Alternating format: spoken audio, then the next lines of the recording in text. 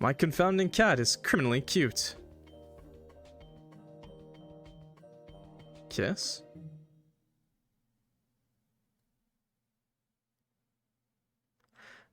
Hi. Chapter 2, My Criminal Cat.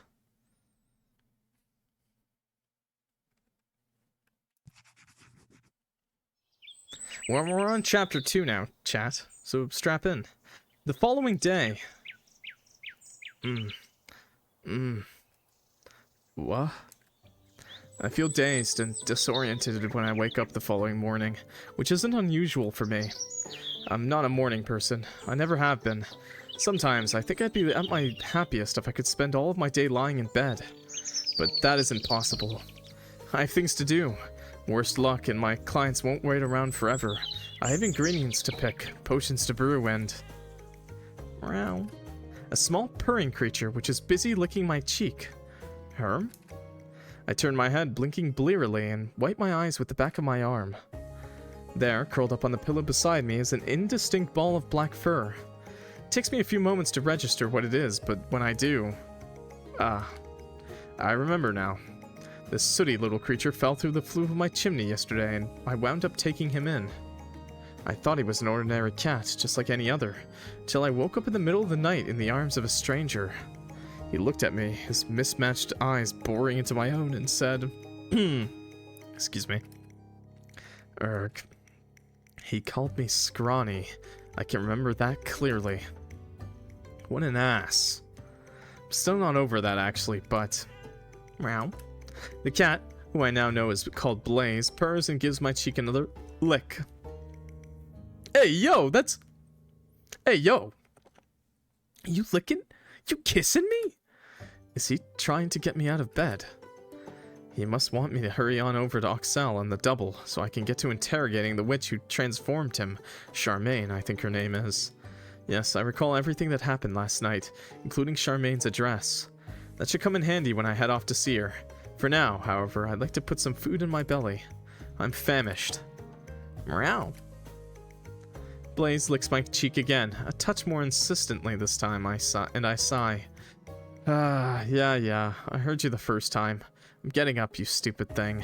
You don't need to tell me twice. Mer. Whatever. I scowl.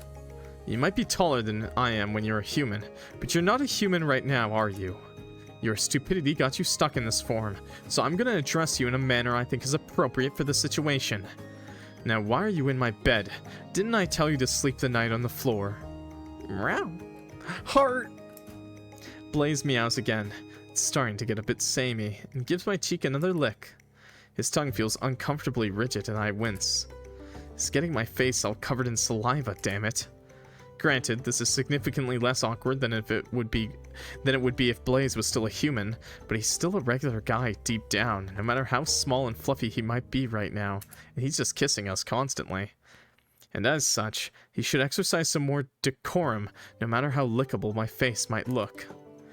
Would this count as a kiss? Yes. Maybe I'm thinking about it too much. I think I need to wash my face, probably for the best. Alright, fine. I guess you can share my bed when you look like that. You don't take up all that much space. But if you try to sneak beneath my covers while you're still a human, I'll hit you. Don't think I won't. Do we have an agreement? Meow. Good. I thought that sounded reasonable myself. Now quit licking me. I'm already awake. You don't have to keep trying to get my attention, dummy. I prod the tip of Blaise's nose. He goes cross-eyed in response and sit up.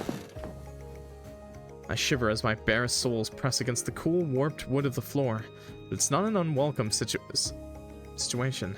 It helps wake me up. I'm going to get dressed now. You better scram, you hear, while I'm making myself decent. I don't want a repeat of what happened last night. Mer. Blaise's tail swishes. I still can't speak cat, though that's not for a lack of trying, but I think that meow probably means, stop being so precious. What's the point in being self-conscious now when I've already seen you naked? I guess it's a fair point to make, but I don't think I'm being unreasonable. Don't look at me like that. This is my house, you little monster. I should be allowed some privacy if I want it, even if you are a cat right now.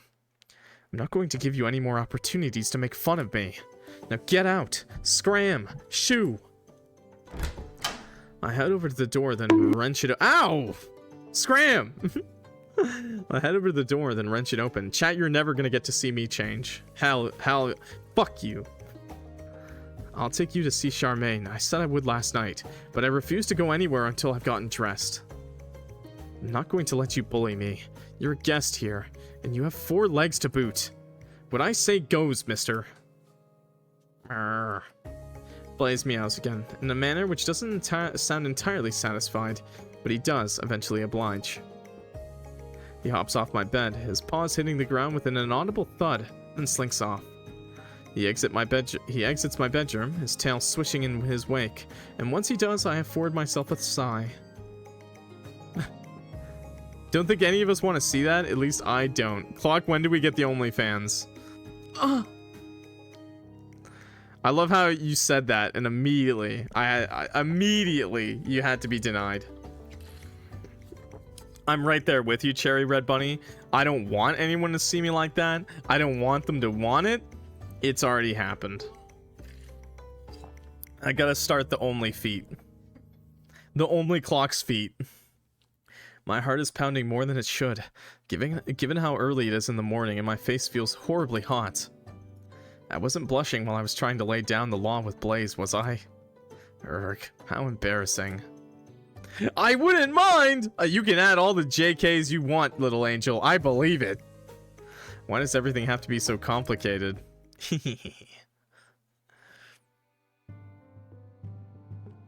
How's that? Does it taste alright?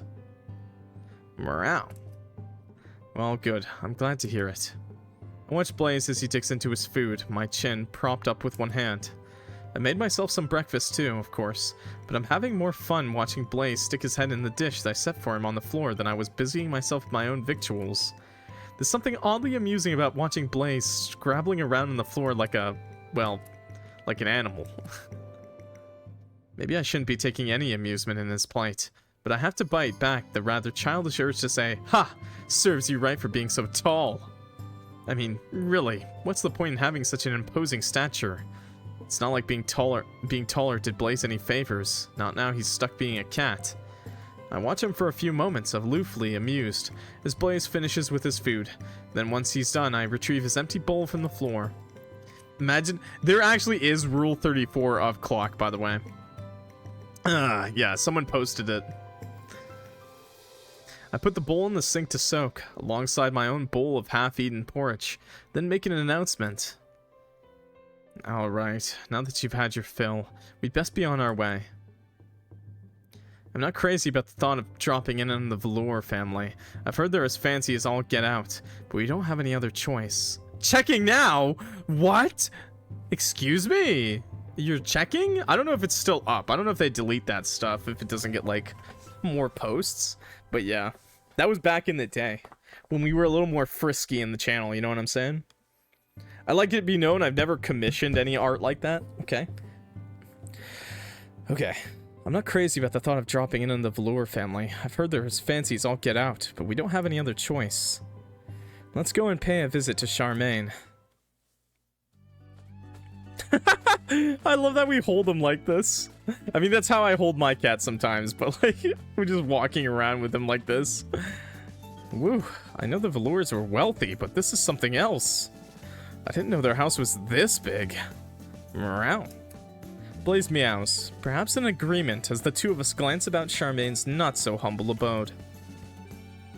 Charmaine's house is so large, calling it a house doesn't really seem to do it justice. It's more a mansion than anything. 3 towering floors with a smooth white exterior, capped by a sloping slate roof. Actually, I had a moment like this when I was a kid. I had a friend who lived a little bit out of the out of the city, and I was so confused. And he always talked about living in a house, and he had bad internet. Like, he had the worst internet out of all my friends. And he invited me over to hang out with like 2 of our other friends, and I said, "Okay, sure, I'll head to your house with you." I took his bike, whatever.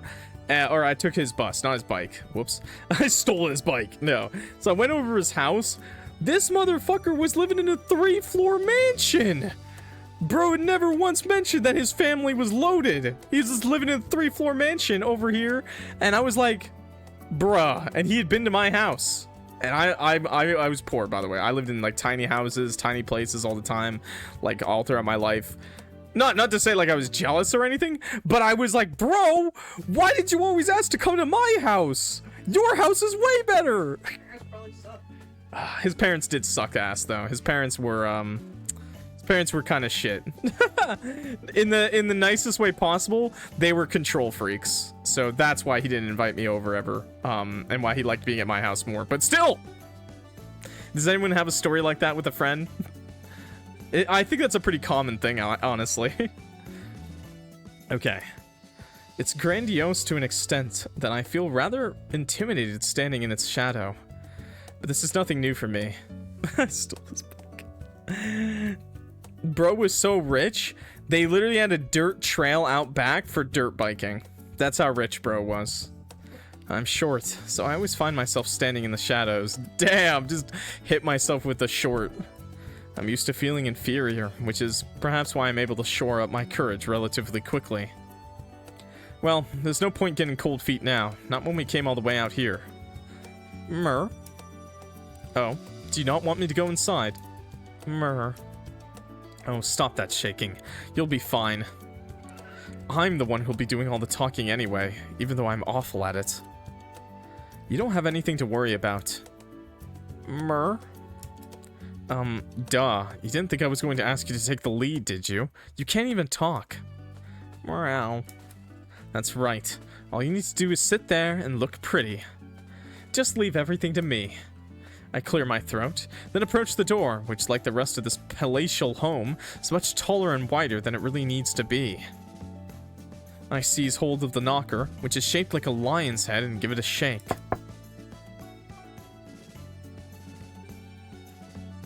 The knocker hits the door with a series of low thuds. I rap it 5 times, just to make sure, then stand back. What did I just do to that door? A few moments pass, and then... I beg your pardon. The door opens with a click, and one of the velour family maids comes to greet us. Her hair is white, and her eyes are a pale, icy blue. Her features are striking, and they look oddly familiar. I want to just sit there and look pretty. Okay, I get that, but you really don't want that. It's a very misogynistic thing to say, okay? Trust me. It always sounds better than it is, okay? I'm sure I've seen her somewhere before, but where? Before I can place her, however, the maid says, "How can I help you?" The maid's voice is cool and clipped, her every syllable like smooth and polished marble. She might not be a lady herself, but she has the diction of one. She has the what? Hey, yo, what's she packing down there? She just happy to see me? Is that a requirement the velour family have of their servants? I'm starting to feel uneasy, and this woman is literally a servant. But I need to get my act together. I'm the one who told Blaise to stop shaking. I ought to follow by example. If you can, it would be appreciated.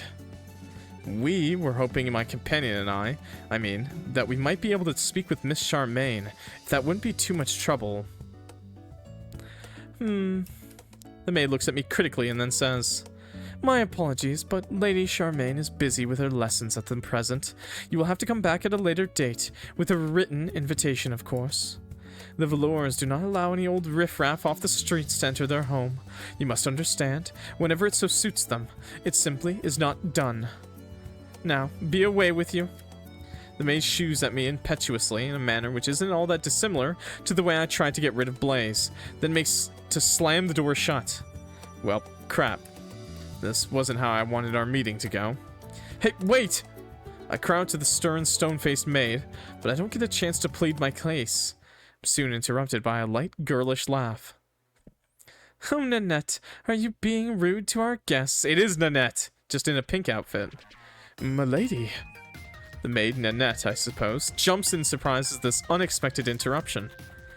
A young girl is standing in the entrance of the velour family mansion, attired in fine clothes that look a bit slipshod. The ribbon looped through her collar is crooked and uneven, and one of her stockings is slithering down her foot. Nanette sees them, then tuts. "What are you doing down here, m'lady? And looking like that, too? I thought you were supposed to be taking your etiquette lessons." I was taking my etiquette lessons, but it was boring. You know I can't stand Armand's lectures. They go on forever and a day. And what does a cadaver like that know about etiquette anyway? He can't even curtsy. He'd put his back out. Milady, really? You can't just leave your tutor in the middle of your lessons, regardless of your feelings. It's not proper. Your mother knew about this. Oh, she scolds me all the time anyway, ever since I cast that spell on myself, that is. She says, if I want to be her daughter now, I need to start acting like a proper young lady. Oh. Excuse me? But I'm already a lady. I don't need to act like anything. Trans? I mean, what? Trains? Yeah. She's almost as bad as Armand. If she always scolds you, my lady, perhaps you ought to take that as a sign to amend your behavior. I could do that, I suppose. Indeed, you could. But that's boring, so I won't. Now, who are you talking to, Nanette? Who's our guest? Oh, him. Nanette shoots me a look that can only be described as unpleasant. He's just a commoner, my lady. Come to ask for alms, probably. He even brought his cat with him, as though that might garner our sympathies. It didn't? He isn't worth expending our time on. I was just about to ask him to leave, as a matter of fact. A posing holding cat. Yep, based, honestly. Yes, I did hear you, but do hang about, dear Nanette. You said he brought a cat with him? That's right, yes. But why should that matter, my lady? Well, I wonder. The smiling Charmaine peers over Nanette's shoulder. She looks first at me, but her brown-eyed gaze soon settles upon Blaise. Mrrr. Blaise trembles when Charmaine's eyes lock onto his, and he digs his claws into my chest.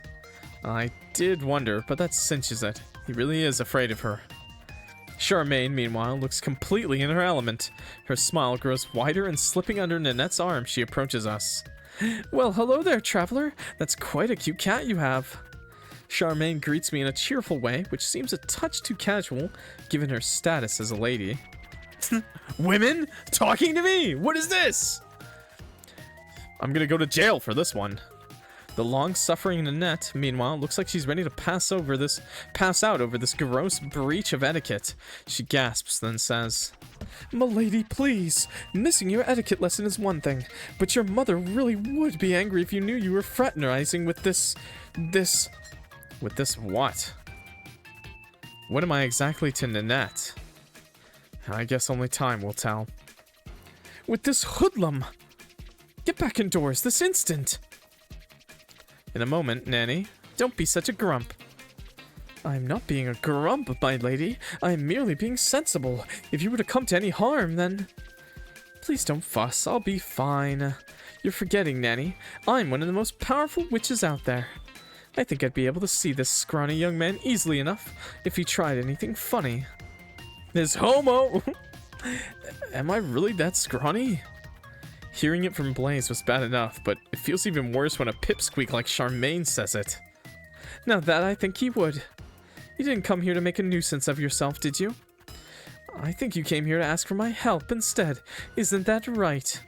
Charmaine takes another step forwards. She reaches out, still smiling mischievously. After resting her palm atop Blaise's head, she says, Blaise? Oh, that's cute. I really must apologize for the unwelcome reception you both received. It was most unfair.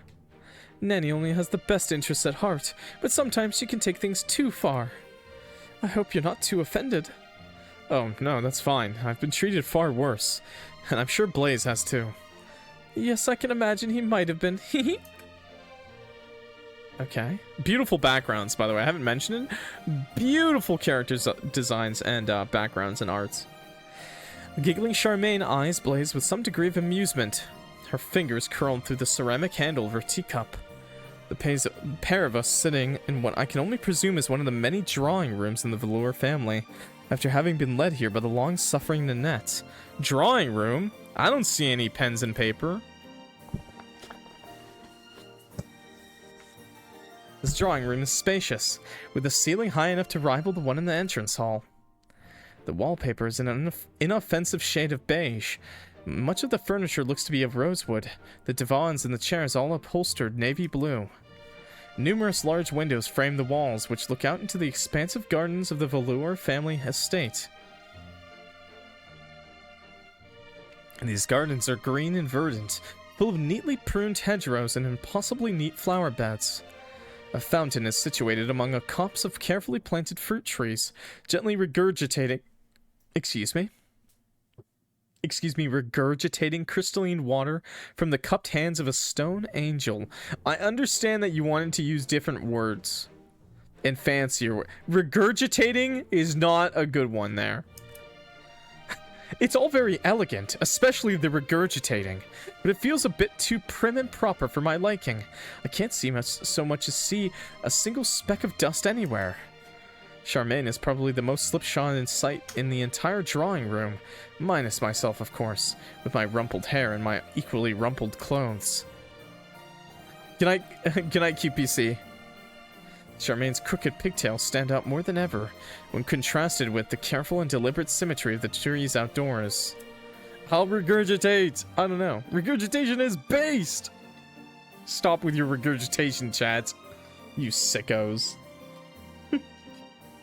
Yeah, good night, Queen. You go slay. I wonder what her parents say about her appearance. I'll bet they nag her about it all the time. Probably more than Nanette does.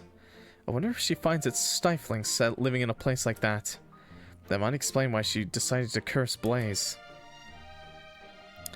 Did she simply want a change of pace? I suppose I'll learn the answer to that soon enough.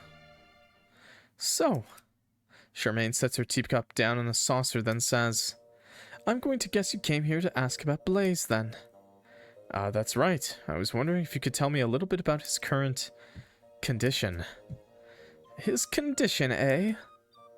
Charmaine giggles, not unpleasantly. Is that what you're calling it? I wasn't sure what would be the most polite way to term it, not with. My eyes flicker to Nanette, who's standing stiffly by Charmaine's side. I don't finish that thought. I don't know how much of Charmaine's maid knows about all of this, but Charmaine doesn't seem overly concerned by Nanette's presence, because she beams.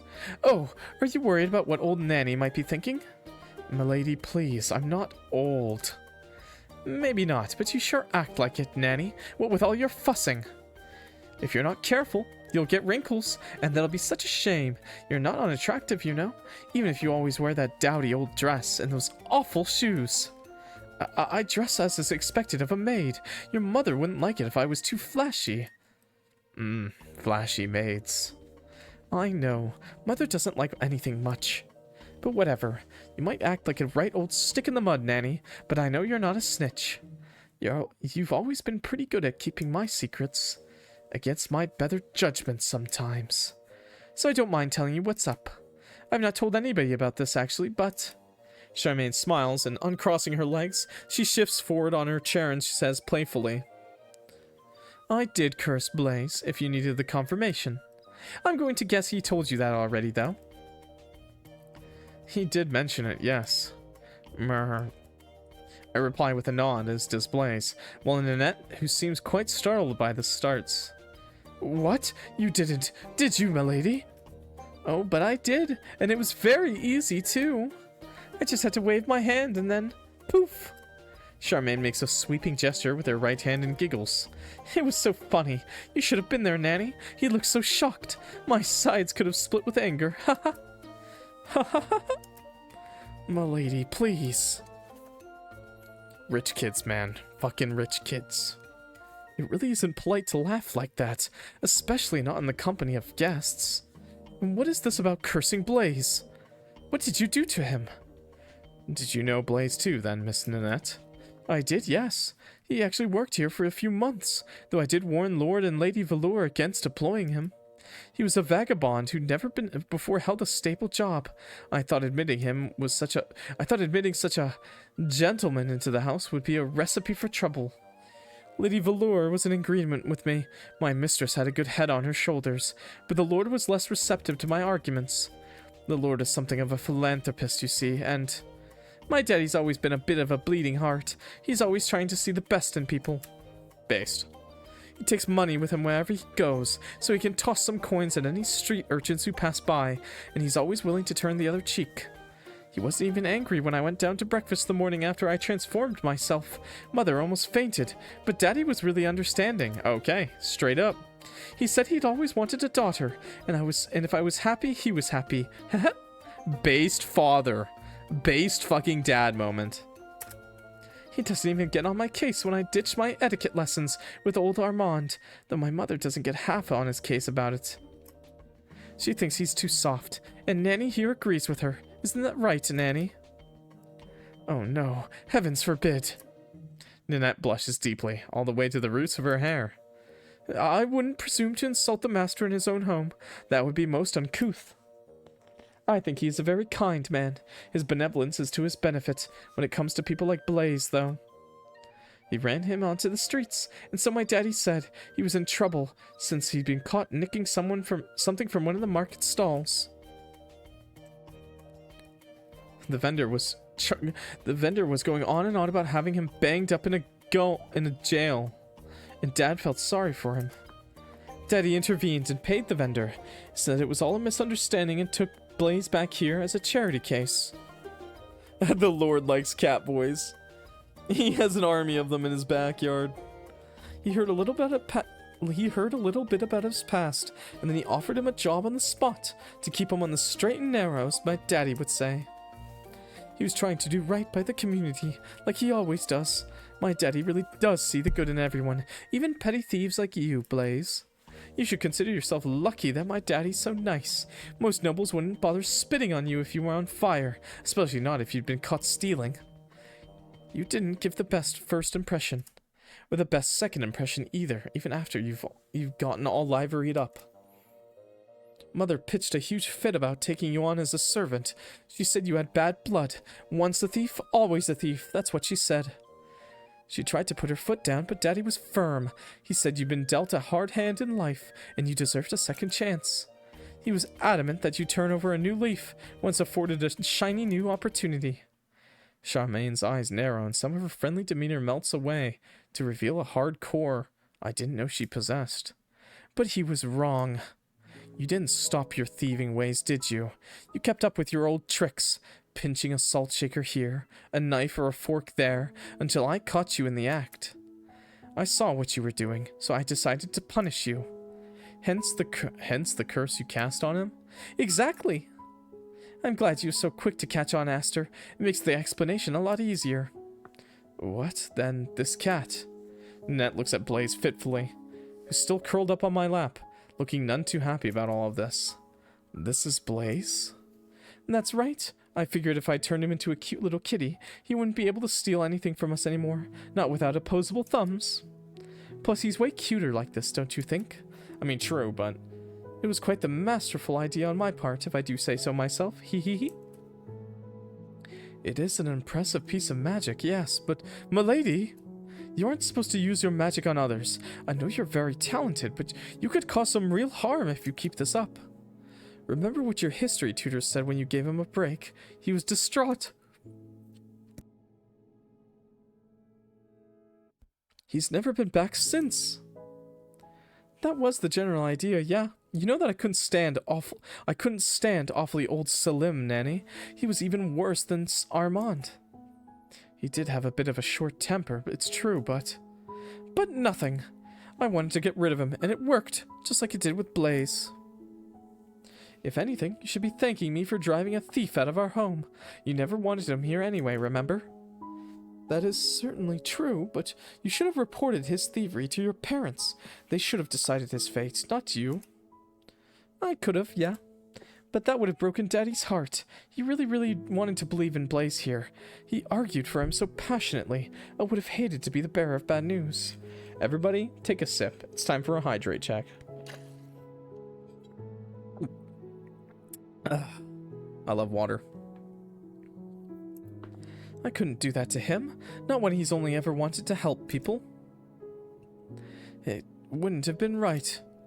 Hey, stay hydrated with water.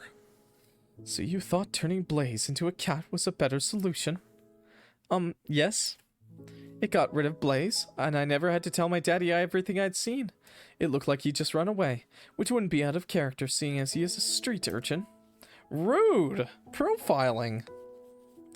This way, Blaise is out of the picture and my daddy never knew that he was hoodwinked so awfully.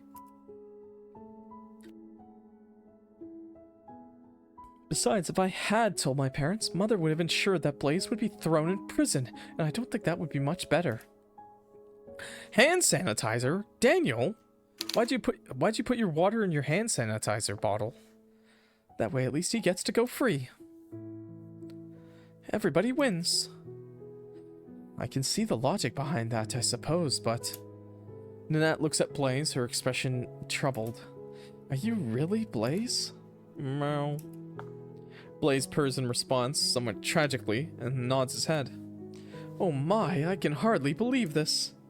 This is an awful lot to take in, though I suppose it does make sense. I had wondered where he had gone yesterday. Well, wonder no more. The very pretty and talented witch, Charmaine, has explained everything. So, Mr. Wizard, Charmaine looks at me, smiling all the while. Did Blaise tell you about all of that? About the thievery, you mean? Yep. Funnily enough, it never did come up in conversation. It must have slipped his mind. Well, we all make mistakes. Try not to judge him too harshly for that. I already have. Oh, he's very trying, believe me. I give Blaise a squeeze, then sigh. So, I survey Charmaine, my finger still digging into Blaise's hide. She's given me quite a lot to think about, but she still hasn't given me any helpful information when it comes to actually breaking this curse. Is that even possible? I'm not sure, but it doesn't hurt to ask. That is why I came here. Do you know how I might be able to turn Blaise back? Well, that's the thing. I don't wholly know. No. I find that hard to believe, given Charmaine's given the one who's cursed Blaise in the first place. She isn't toying with us, is she? That's not beyond the realms of possibility. But I think, given the way her shoulders are slumping, that she's being sincere. Meow.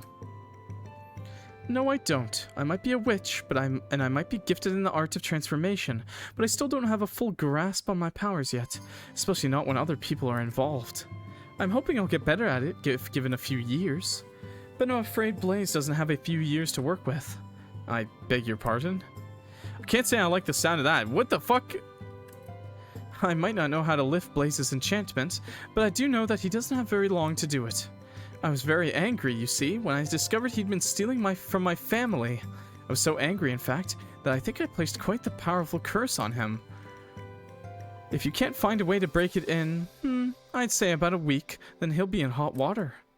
And by that you mean, the spell will stick, and he'll be stuck as a cat for the rest of his days. What the Okay, that's pretty fucked up. Okay, just chop his hand off next time, bro. What the hell you mean you just turn him into a cat permanently? Right. I groan. I can't help myself. I feared as much, but hearing Charmaine come out and say it isn't doing my nerves much good. I'd hoped talking to Charmaine clarify a few things about Blaise's curse, which I suppose it has. But our rendezvous hasn't aided me in any of my attempts to help Blaise. It has instead only succeeded in further fueling my worry. I'm starting to think I might have been better off if I hadn't come to see her at all. That way I wouldn't be seized right now with icy cold panic. Daniel, do not the cat. I still don't know Blaise all that well, but I don't want him being stuck as a cat forever. That sounds like a ghastly fate, even if he did bring it upon himself. All of this could have been avoided if he'd kept his fingers to himself and away from the Velour family's fine china, but it's too late for what ifs now. I was gonna say it is what it is. The fact remains that Blaise did wrong Charmaine's family, and she cursed him accordingly. I don't know if I can blame her for what she did, but it sounds like quite the fearsome curse indeed. I suppose I should consider myself fortunate I've not done anything to get on her bad side. What would she do what would she do to me if I incurred her wrath? Would she turn me into a frog, a rat, a bat. And I thought dealing with Angelique was a pain. Charmaine is much more dangerous. I know this news mightn't be what you were hoping to find. No kidding. But I'm afraid there's nothing I can do. If it's any consolation, however, I don't feel happy about this. I'm not that cruel. And yet, despite that, you still cursed Blaise to begin with? Well, yes. Why should I feel guilty? He deserved it. I should be well within my rights to punish any ne'er-do-well who would use my daddy's kindness against him. I took Blaise out of the goodness of his heart. What Blaise did in return has no way to repay him. I'm not trying to argue that he was in the right. I just think that you might have taken things a bit too far. I can blame her. Yeah, hell yeah. But maybe this is all for the greater good. Sorry. It ought to deter Blaise from stealing again, if nothing else. Yes, you did say. It's hard to steal things when you're too small to open doors on your own. Exactly, my curse was quite practical. Now that really is all I know. I am sorry that I could not be of more help, but you're a very gifted wizard, Aster. If anybody can help Blaise, I'm sure you can. Hang in there, all right? Ha, like the poster. Hang in there. Well, I'm glad Charmaine seemed to have so much faith in me, but I'm not so sure myself. I have experience with lifting curses, but they tend not to be as strong as Charmaine's. She wasn't exaggerating. Okay. Excluding myself, of course. She's still a novice, but the latent power which rolls off her is intimidating even to me. I can feel a shiver run down my spine, and I'm not the only one. Meow. Blaise meows sadly while Charmaine smiles. I know, it's hard to it's a hard lot in life, being stuck in a body you don't belong in. Do try to have a heart, though. I'm sure everything will work out. It always tends to in the end. Now, there really isn't anything else I can tell the pair of you, so would you mind leaving? My piano tutor will be here soon, and if you would like to prepare. Good luck. May the stars watch over you in all of that. You can do it. I believe in you. Believe it. Wait, please. I call out to Charmaine's, hoping that there might be at least one morsel of extra information I can weasel out of her, but alas. There will be no waiting. Milady has made it clear has made it quite apparent that she no longer wishes to speak to you. Oh my god, I am in a brain fart, dude. You should consider yourself fortunate that she consented to an audience with the both of you at all, particularly given her past with Mr. Blaise. Now, let me show you out. Follow me. Alright, I understand. It's a hard enough life for us. It's a hard knock life for us.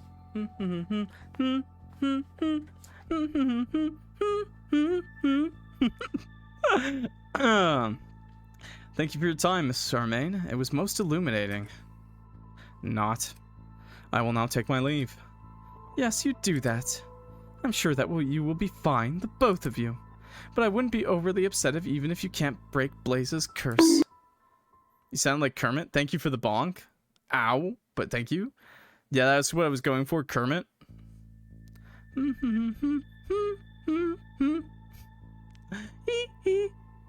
Oh wait, that was when he was a kid. I knew Blaise as a human. Actually, is that even by them? No, I don't think it is. It wasn't the Jackson 5 who sang that song, actually. I'm just crazy. I knew Blaise as a human when he still worked for my family, and I think he's much more agreeable like this. He does make a very cute cat, does he not? Annie. Who's the guy with white hair? The main character, that's me. Don't reply to that. I don't know what to say. I'm not singing Ram Ranch for you. We already played that on stream for you.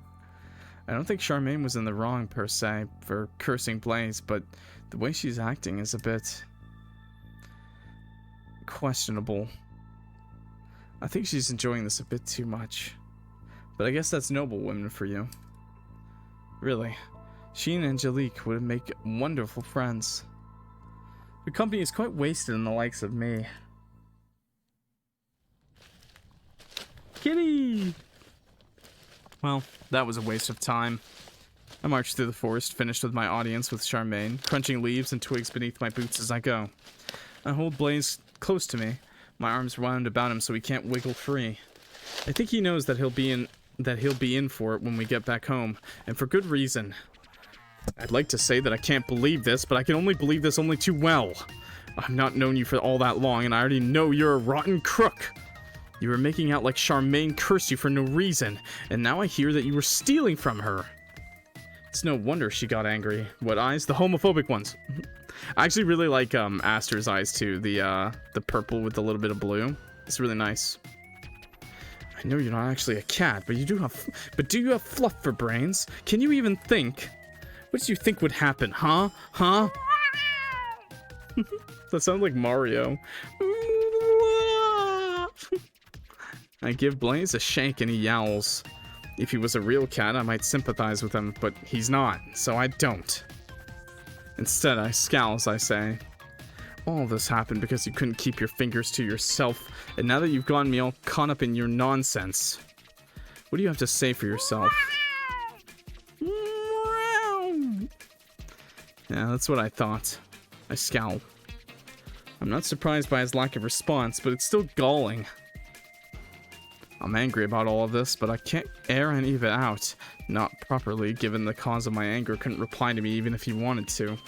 What a pain. I'm starting to think that he'd be better off if I washed my hands of Blaise. He's not done anything, after all, to deserve my help, but...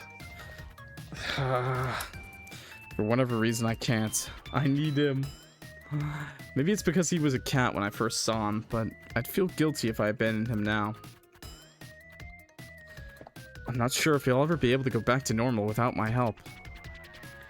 Charmaine did say there was a time limit on her curse. He only has a week. That isn't very much time. Blaise might have brought this on himself, but I don't think he deserves to be stuck in a cat's body for all of eternity over swiping a few trinkets. I'm good at holding grudges, but that seems cruel and unusual even for me. I'm still willing to help him. I wouldn't be hauling him back to my place if I wasn't. But really, he sure knows how to try my patience. We'll be having a long talk about this later tonight, mister, when you're capable of talking again. Believe you me. There's a lot I'd like to discuss with you, Blaise. You'd best prepare yourself. I don't like thieves. I squeeze Blaise, who whimpers in response. But it's liars who really get on my nerves.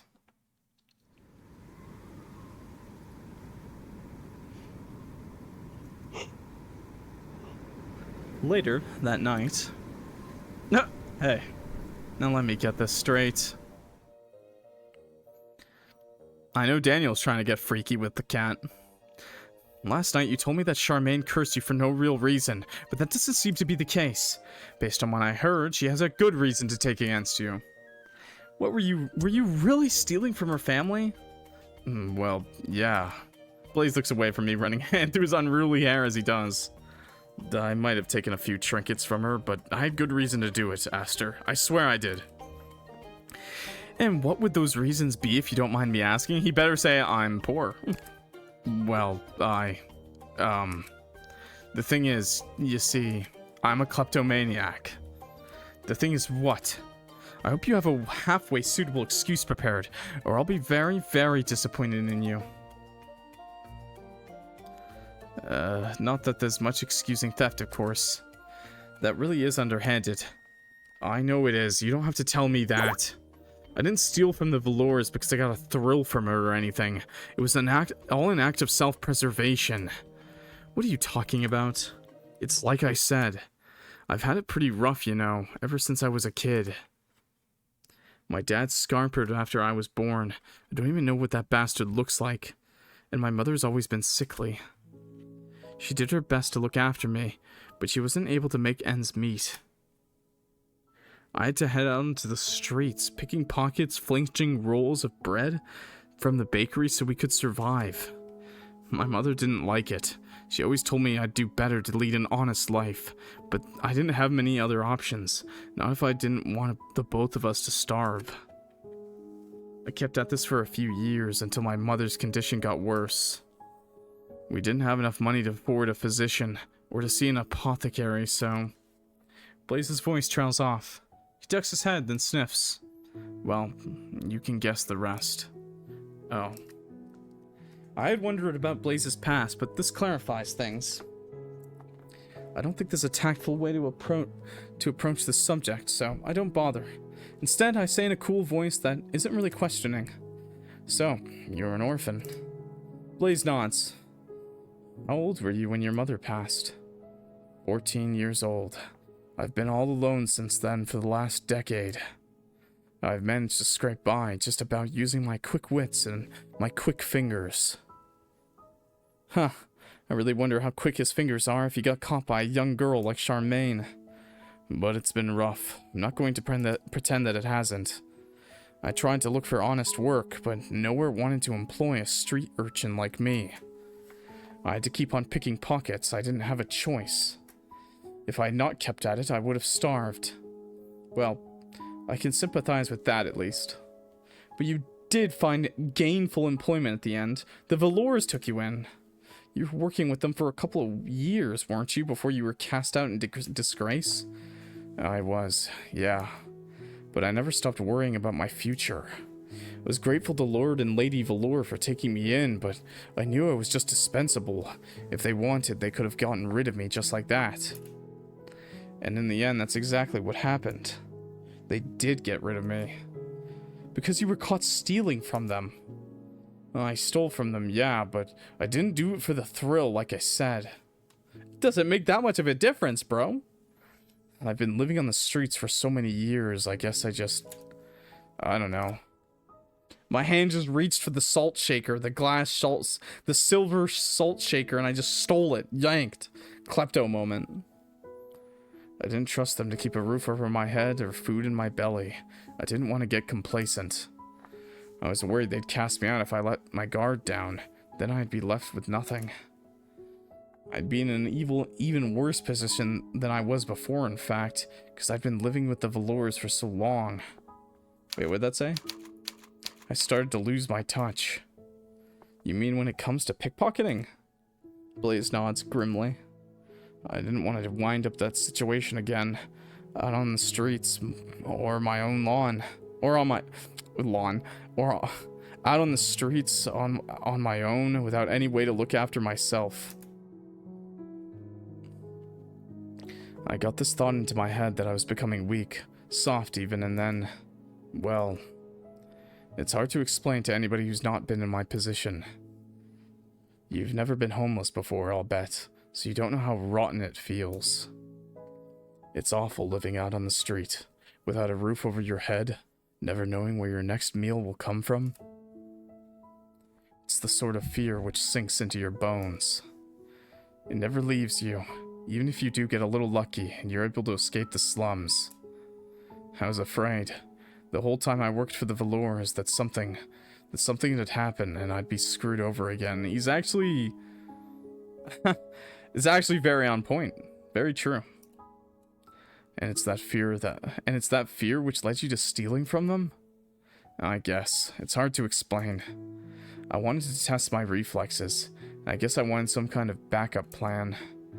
I figured even if they fired me, I'd do well to have a little stash of trinkets I could sell, so's I'd be able to eat, maybe afford a room in an inn. I was just trying to look out for myself. It's what I've always had to do, ever since I was a kid. I had to look after me and my mother when she was still alive. And now she's dead. I have to look after myself. I can't rely on anybody else's kindness. I was just doing what was best for me. I suppose I can understand your reasoning to an extent. It's not really self-sabotaging, it's literally what he said. Like, it's literally like, you'll literally do anything to not go back in that spot you were once in your life. Because if you've ever been homeless, it is probably the lowest you'll ever go in your whole life. So you kind of do whatever you can, you know? For some people, they become really frugal, very like stingy with money. Some people have like very hard routines they follow.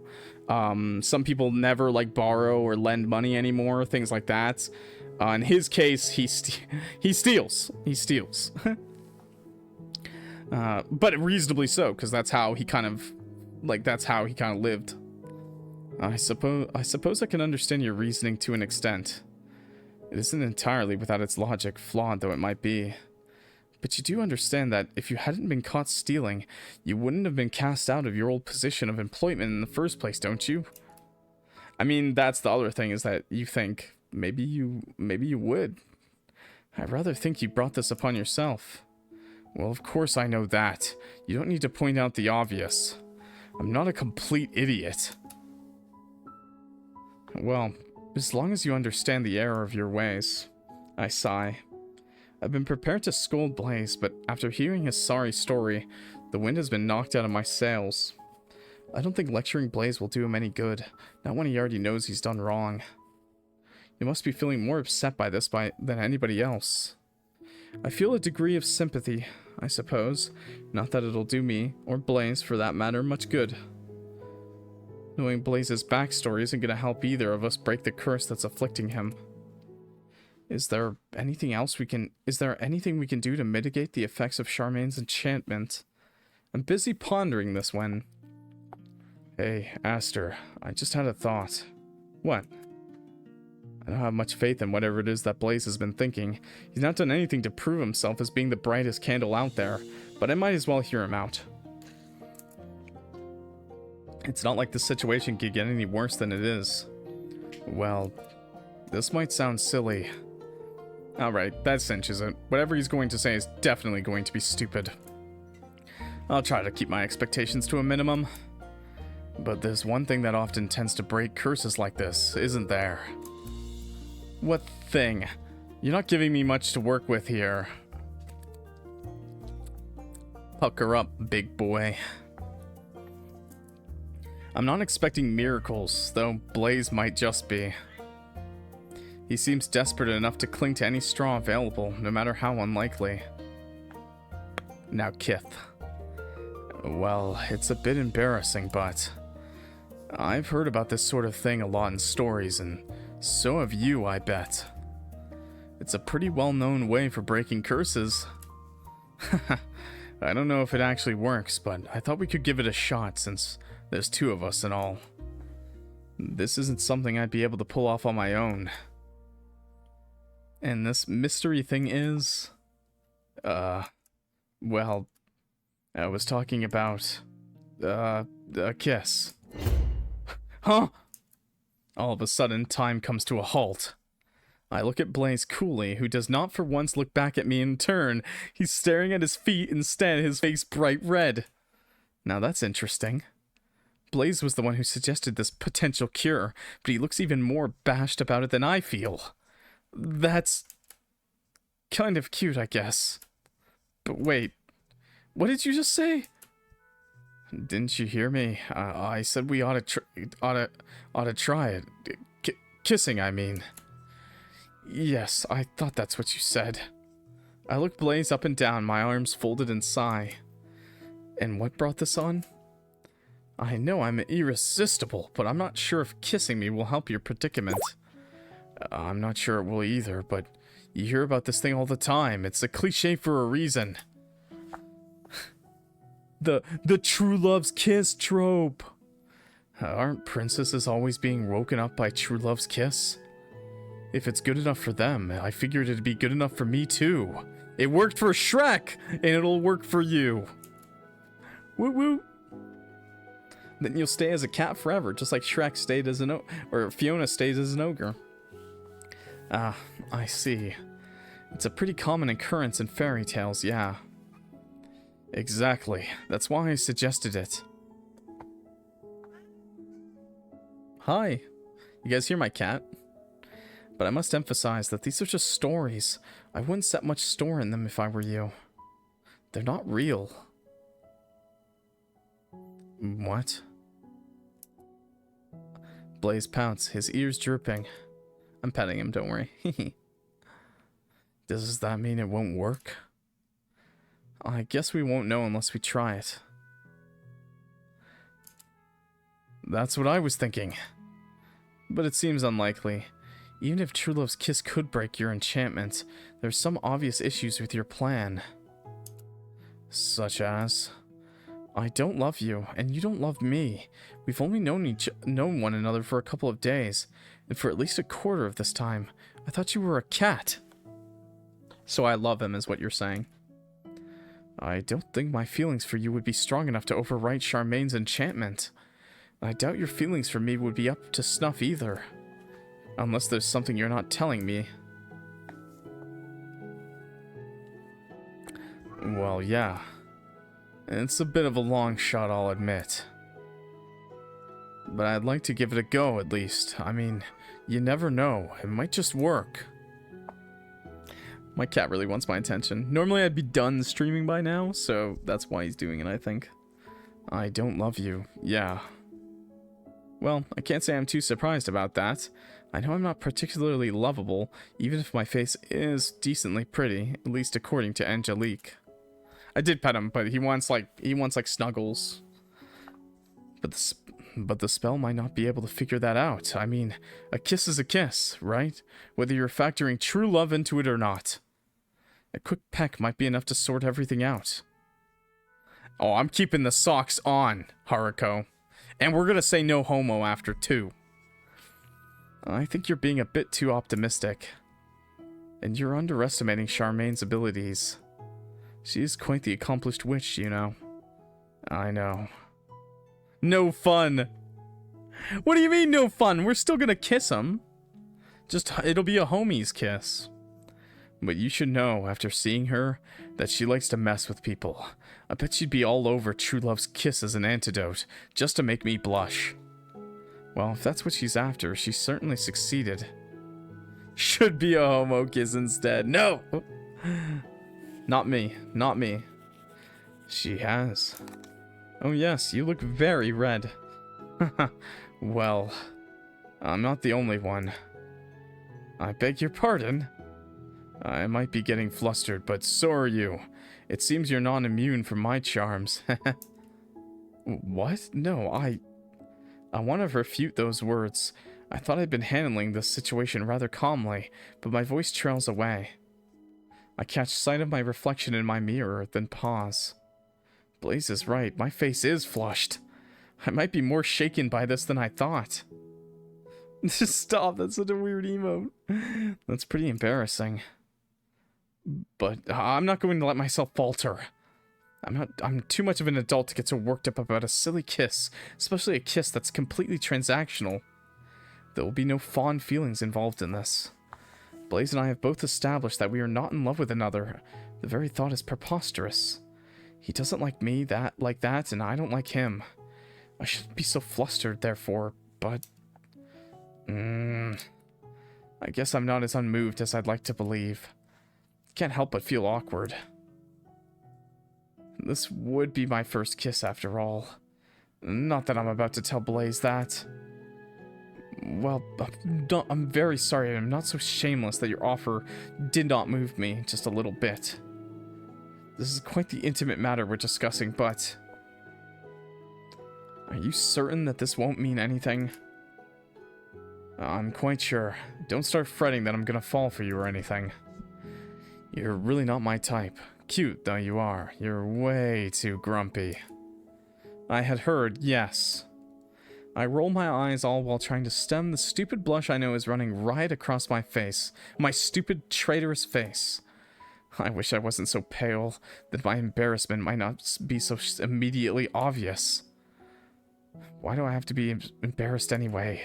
It doesn't even matter that it's my first kiss, it's irrelevant. I've never really cared about romance. It'd be way too soon to start now.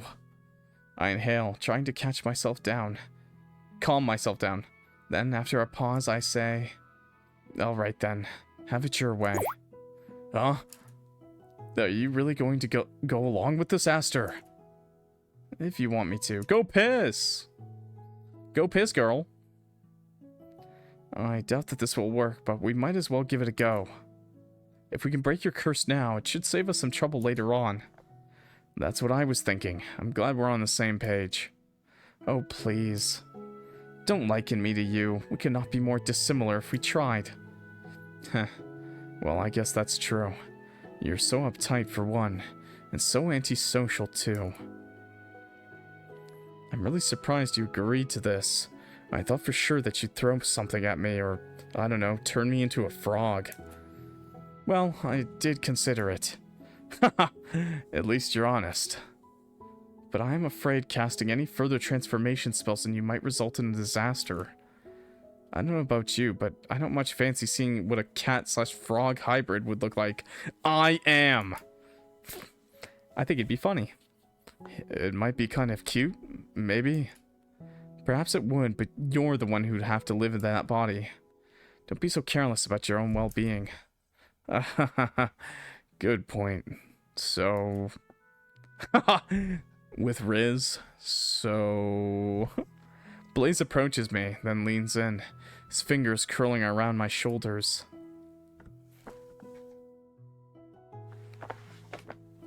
Hey, yo. Hey, yo, chat? Hey, yo.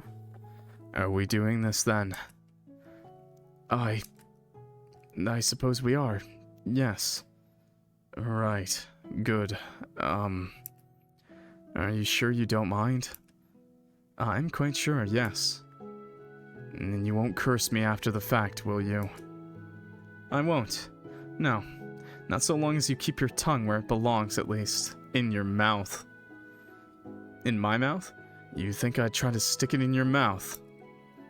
I can't tell with you. You're awfully impetuous. You're the one who suggested that we kiss.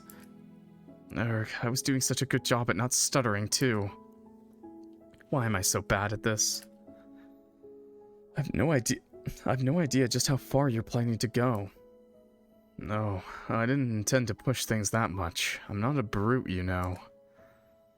I figured a quick peck on the lips would be alright. I don't know if a quick peck on the lips is enough to constitute true love's kiss. That sounds more like the sort of kiss you'd bestow upon an elderly relative. Under extreme duress at that. There's nothing very romantic about Blaise's situation. But there's nothing very romantic about this situation, full stop. Oh, there is. How can there be, when we don't love one another? This is nothing but a farce. I'd be much happier if Blaise had never suggested this silliness, but... Alright, fine, you can... go right ahead. Kiss me if you want, but be quick about it. I don't have all night. Right. Thanks for being so good about this. I'll start then. True love's kiss. He didn't even use any tongue. And he farted. Oh my lord, bro. I know you fuckers were waiting to press that button the entire fucking time. You were just waiting to fucking press that button. You're ruining the kiss. You're ruining it. I screenshot that for thumbnail purposes, okay? Not myself. No. Blaise's fingers tighten about my shoulders as he slowly dips his head. His lips part, scant centimeters away from my own.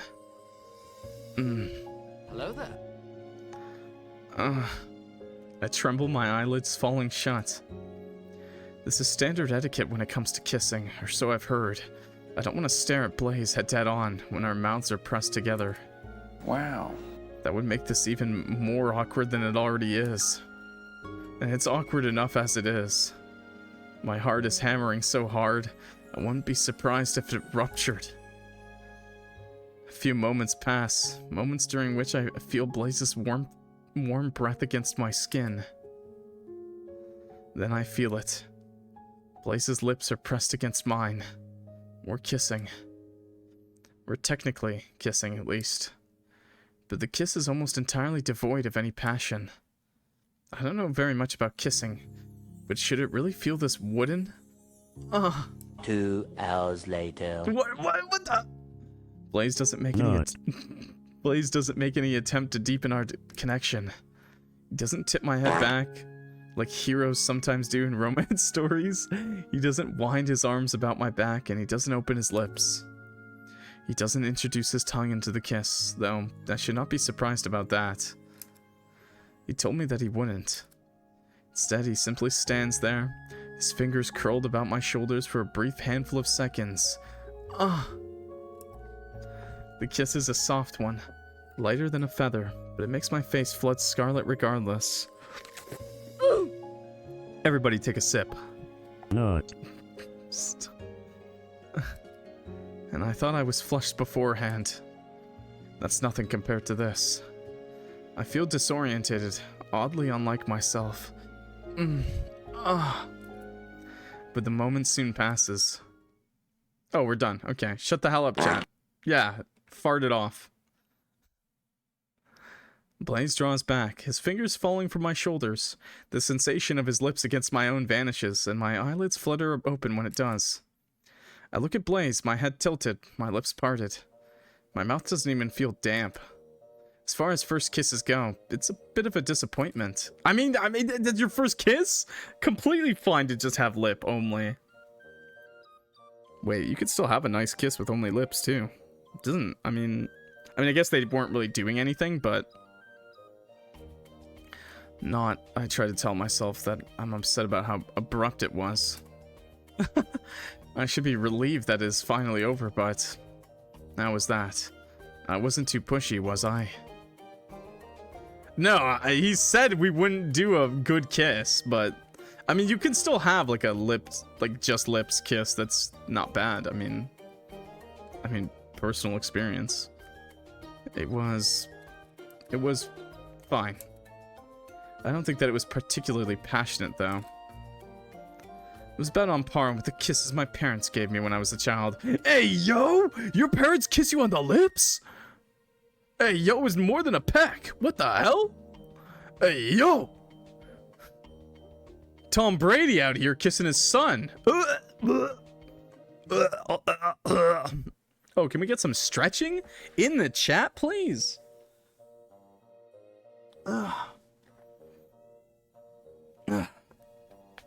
Hi, kitty.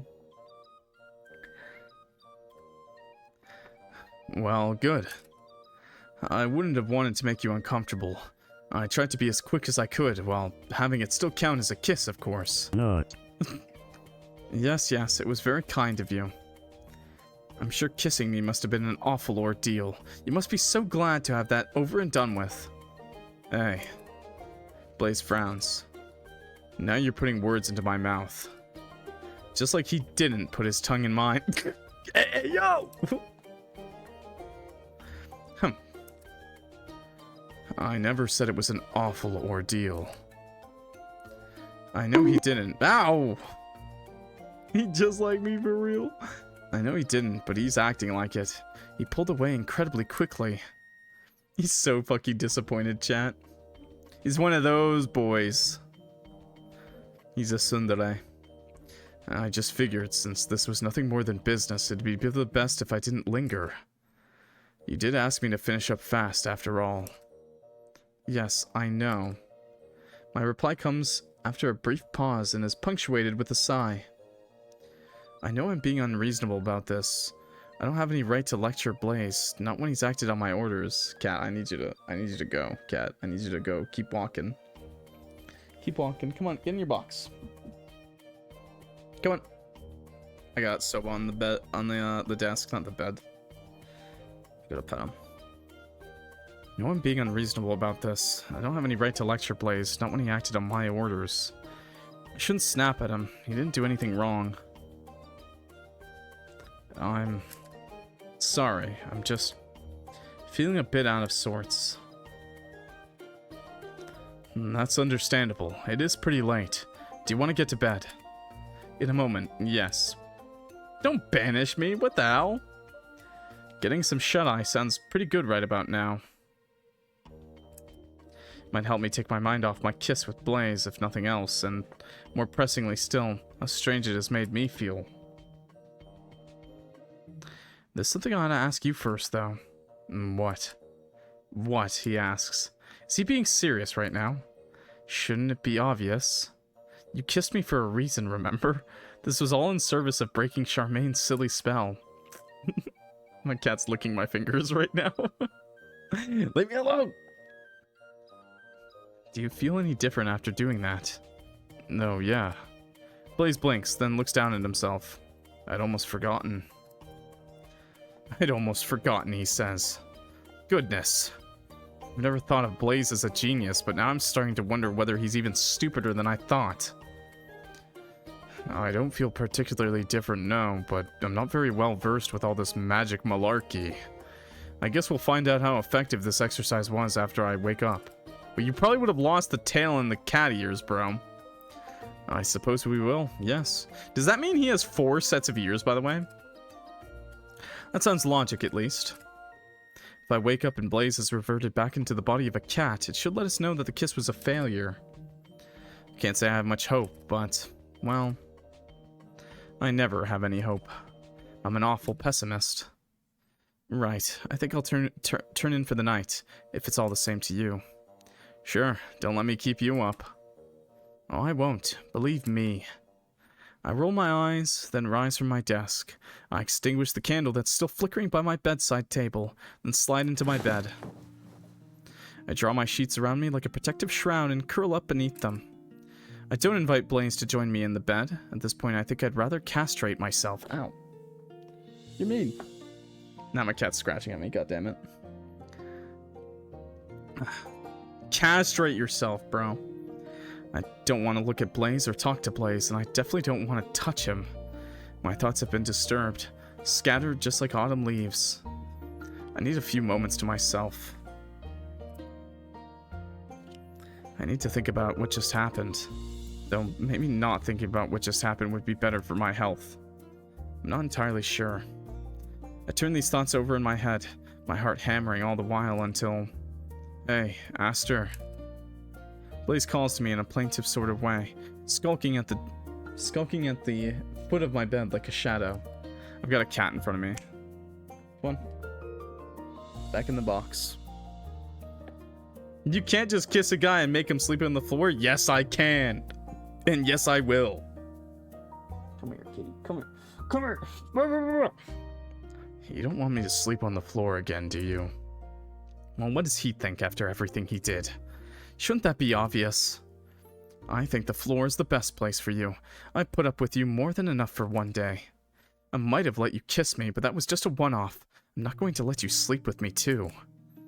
At least give me a bit of personal space when I'm trying to sleep, you buffoon. Buffoon is kinda harsh. Be a bro. He's already ruined that for himself. I can't see Blaise's face, but I bet he's pouting. Of course he's pouting. He always pouts when he can't get what he wants. Dude, you put the... But I get it. We have been spending quite a lot of time together lately. I'll take the floor then. It's not the comfiest, but I'll take it over the dirt. Yes, you should. And you should count yourself lucky, too. The floor is almost too good for the likes of you. My voice trails off, consumed by the darkness, and I frown. I love their little banter, dude. Though I doubt it's very conducive to a good night's sleep. It's a little uncomfy, but I've suffered worse. At least your house has a roof. That's more than can be said for some of the places I've kipped at before. I don't think Blaise is affecting an air of bravado. He's being sincere. He really must have had it rough. To find sleeping on the warped wooden floor is an improvement over his earlier arrangements. Bro, I've literally slept on cement floors. Wood floor is one of the better ones. I can't help but feel for him, even if he did kiss me. Or maybe I feel for him because he kissed me. I still feel incredibly confused about this, but I'm not so confused I don't have a handle on my magic. Although you need something for a pillow, I'm not gonna lie, no matter what you're doing on the floor. Because your arm is gonna be fucking asleep as hell. When you wake up, it's gonna hurt like hell, man. Still not going to let you share my bed, but I can do this at least. Should make you a bit more comfy. What? I flick my wrist, and when I do, a mattress materializes on the ground for Blaise's convenience, alongside a sheet and a few pillows. Excuse me, what kind of magic do we have, man? We just pop in beds, and why are we running a potion shop? We should be running a goddamn Bed Bath & Beyond. It's a pretty simple spell.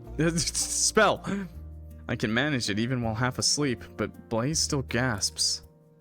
Wow, that's incredible, Aster. It's not that special, really. If I couldn't manage at least this much, I'd have no right to call myself a wizard. And all this time, I thought you called yourself that to sound cool. You're so amazing. To an entirely ordinary person like you, I suppose I must look amazing, but I assure you, I've done nothing noteworthy. It's noteworthy to me. You're being really nice. No, I'm not. Not really. I just thought, given you're my guest, I should provide you with some basic amenities. You deserve at least that much. Yeah, I really like the faces. I'm glad you think so, but like I said, I really don't mind. And like I said, you're a guest, so I thought I ought to treat you like one. I don't care how rough you've had it in the past. There's no way you can interpret sleeping on the floor into something positive. Now go to sleep. I'm not in the mood to keep talking. Right, I'll do my best. I hear a rustling to my left as Blaise sinks to the ground. A few moments pass in silence, during which neither of us speak, before very softly Blaise says, "Thanks, Aster, for helping me. I appreciate it." Portable bed for No! Get your mind out of the gutter, chat. This is a wholesome game. It's no problem. It's not like I have much of a choice now that I'm stuck with you. No, I don't know about that. You could have turfed me out already, but you haven't. Stop that. I think you're a pretty nice guy, all things considered. And I'm happy that I met you. I pull a face. Flattery will get you nowhere, you know. Knock it off. Alright, I'll be quiet. Sweet dreams. Right, sweet dreams. I lie back down once more, curling up beneath my sheets like a cat. Try though, I might. However, I can't fall asleep. I keep thinking about the sensation of Blaise's lips against my own. He said no homo, he whispered it under his breath. It was a fleeting affair as far as kisses go. Not that I know very much about kisses. That was my very first, but still. Based on everything I've heard about kisses, mostly from my more unscrupulous classmates back at Oleander Academy, who used to boast about their exploits on the daily, kisses are meant to be more passionate than that. They're supposed to last a lot longer and to feel much more sensual. The kisses my classmates boasted about certainly were.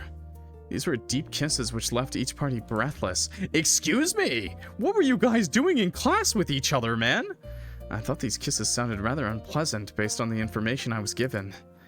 But maybe a kiss like that wouldn't have felt less of an anticlimax compared to the kiss Blaise actually gave me. I think I must have been preparing myself for something more intimate, but it didn't come. Hey yo. I should feel relieved now that the moment's over, but instead, do I feel disappointed? I've never felt like this about anybody else before, mostly because I've never done anything like this with anybody else before. I'm 26 years old, but I'm woefully inexperienced. That never bothered me very much in the past, but with Blaise, it feels different. Why it feels different, though, I have no idea. Maybe I'm just tired. Yeah, that's probably it. It's late at night, and I had a busy day, and I'm exhausted. And I'm not thinking clearly. I'm sure I'll feel better about it tomorrow. Everything should be easier to manage with a bit of sleep. Oh yeah, he's catching feelings, chat. I squeeze my eyelids shut in the hopes that this will make me fall asleep more quickly. Before I do, my fingertips press subconsciously against my lips. They're tingling.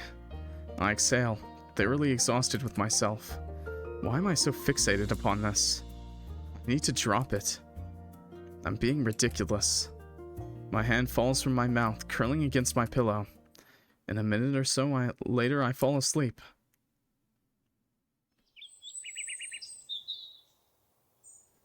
The following morning...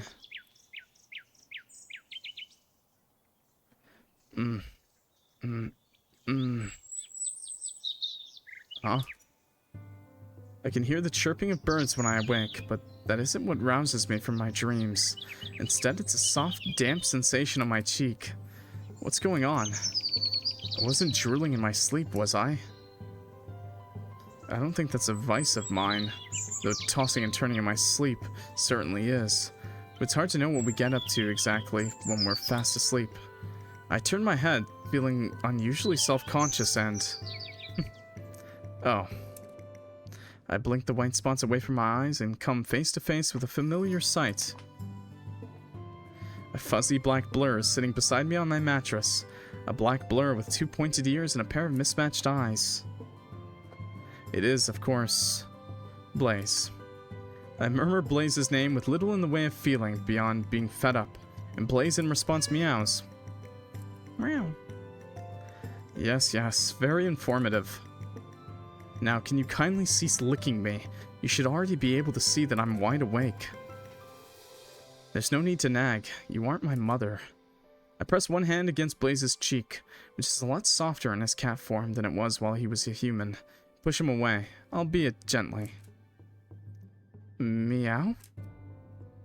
Blaise shifts back on my mattress, but he doesn't topple onto the floor. As much as he annoys me, I don't want to hurt him. Jeez. That's a good photo. I sit up in bed, then wipe my cheek with the back of my right hand. It's damp, thanks to a not entirely insignificant amount of Blaise's saliva. How long was he licking me? I'm not a piece of boiled candy, you know. Not that you'd be able to eat that, I guess, while you're still a cat. Meow. I guess that translates into, I don't know what I can eat. I've not been a cat for very long. Yo, stop with the hydrates, bro. I got no water. I'm actually out of water now. Like, for real, I'm out. Stop. Ironic, stop. I'm sucking air. I'm literally sucking air. There's nothing in there, man. I got nothing. Go get more. Shut the fuck up. Fuck you. I'm not getting more. I'm playing the gay kissing boys game right now. Get your own. I'm not even refunding this. You've been warned. I'm not refunding any of these hydrate checks. Get wrecked. Waste your points. Waste your points, nerds. Do it up. I guess that translates into, I don't know when I can eat. I've not been a cat for very long. Also, by the way, if you're watching this on YouTube, take a sip about 15 times. Okay? Please and thank you. I guess that translates into, I don't know when I can eat. I've not been a cat for very long. Which, if it does mean what I think it means, is a fair response. Scam! I told them! I took sips. Ironic. E. Blaise is still trying to figure all of this out, as am I. Whatever.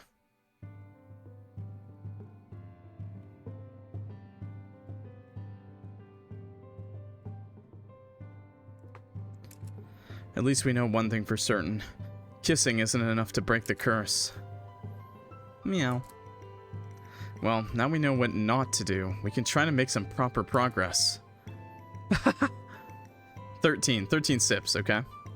I'm not sure where to go from here, but we can put a hold on any touchy-feely nonsense. I have no interest whatsoever in that sort of thing. Meow. Yeah, I know. I'm heartless. Just count yourself lucky I let you kiss me the once. There's not going to be a second time. Not if this hypothetical second time were to make my heart flutter as much as the first did. It's been hours since Blaise pressed his lips against mine, but I still feel flushed thinking about it. I think I might have been dreaming about it, actually. That would explain why I feel so disorientated this morning. Well, that and being woken up by an impromptu tongue bath. It's a bit weird, come to think of it, that Blaise has fewer compunctions sharing his saliva with me as a cat than he does as a human. Ooh, posture check. I actually just readjusted because I was goblin gaming, so, you know, stretch that back out, sit up straight, arms flat, feet flat on the ground, you know, good posture matters, okay? But I guess the implications behind it are a little different. Meow. I'm busy pondering the nuances between being kissed and being licked when Blaise rubs his head against my ankle. I think I know what he wants. He isn't being very subtle about it. Sure thing, I get it. I'll start preparing your breakfast momentarily, Your Majesty.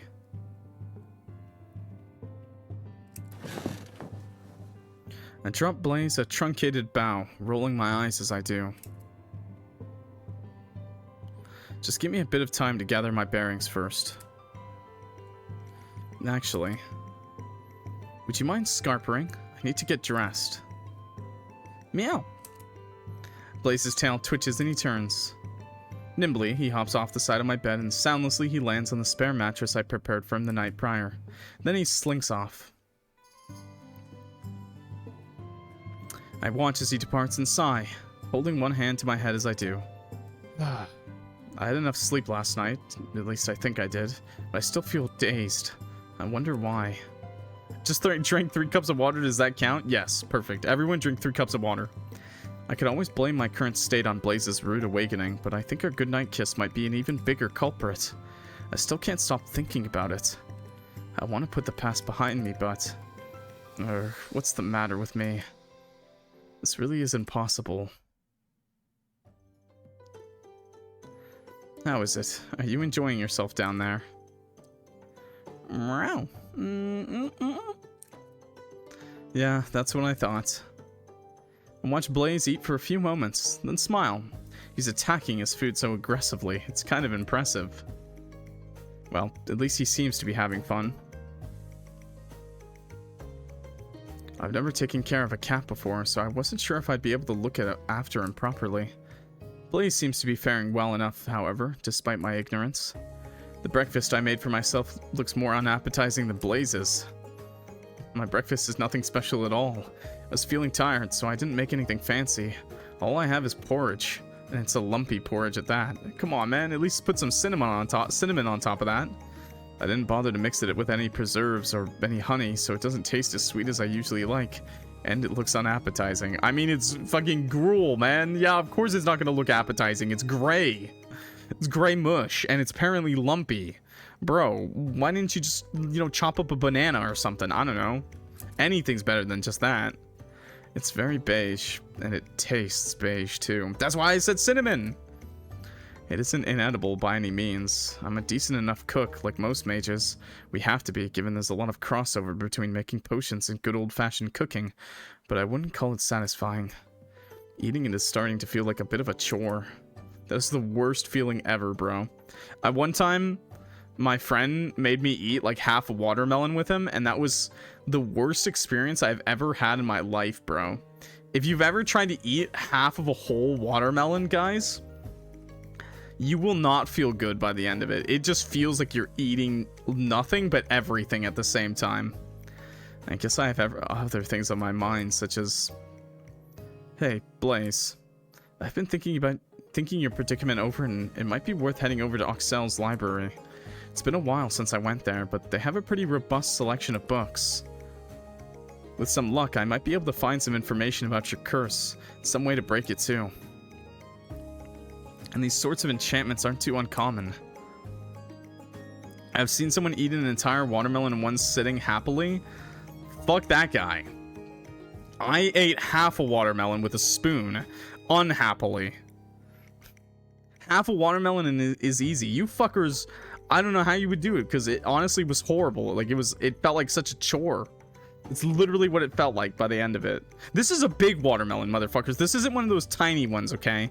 This isn't one of those tiny, those baby watermelons I'm talking about. I'm talking about a big-ass watermelon, okay? I know you were eating water. Well, it's more than just water. It is mostly water content, but apparently it's, big. There's a reason for it, but... Alright, done. Drank another cup. I'm just scared of the piss I'll take later. Oh, I piss all the time now. What do you think? I nudge Blaise gently with my foot. Do you want to come with me? Blaise swallows his own mouthful of food, then looks up at me and purrs.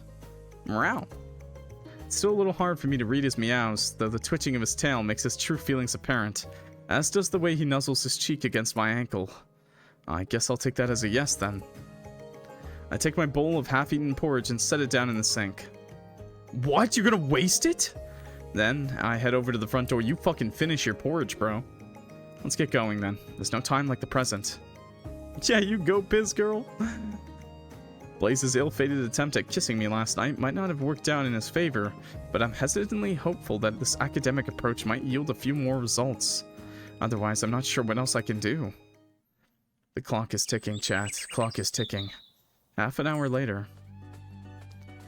I apologize, sir, but pets aren't allowed in the library. They would distract the other patrons, and that might damage the books. We possess a large number of rare tomes, some of which are one of a kind, and replacing them would be an impossibility. Thank you for your understanding. What? Oh no, you're misunderstanding, miss. Noisette. Right, Miss Noisette. That's funny, I've been to this library a few times in the past. I've never once thought of asking for the librarian's name. I guess it never crossed my mind. Rude! I would never dream of bringing a pet into the library. I know that would be inappropriate. The thing is, Miss Noisette, Blaise here isn't a pet. You say that, but he looks like a pet to me. I get that, yeah, but looks can be deceiving. He's not my pet. Then, is he a stray? It's something like that, I guess. He's a bit sensitive about this, but... I take a step towards the counter. Noisette takes a step back. She isn't allergic to cats, is she? Then say, in a low whisper, he's actually a human. Isn't that right, Blaise? Meow. Blaise meows in confirmation, still clutched in my arms. Noisette frowns. She does not look at all assuaged by my remark. I'm just crazy, guy. This ain't a cat, lady. This ain't a cat. This here a person. Meow. See? Proof. Save you. I just got a sus ad. What was the ad? What was the ad? Tell me. Booty? Booty. In fact, it's quite the opposite. She adjusts her glasses, her gray-blue eyes narrowing. Now, why do they look so familiar? And coolly says, "Are you quite sure about this, sir?" I'm quite sure, yes. Blaise is a human, no matter how fluffy he might look at the present. He was cursed, you see, to assume the form of a cat, but at midnight he returns back into his human form, Shrek. He is not a pet, and he isn't really a stray. He's more of a crook, vagrant, vagabond. All those nouns would be perfectly appropriate, but I don't think they do much to endear Noisette to my armful of fluff and fur. I should try and be diplomatic. Guest, I suppose? A guest, I see. Noisette's frown deepens further still.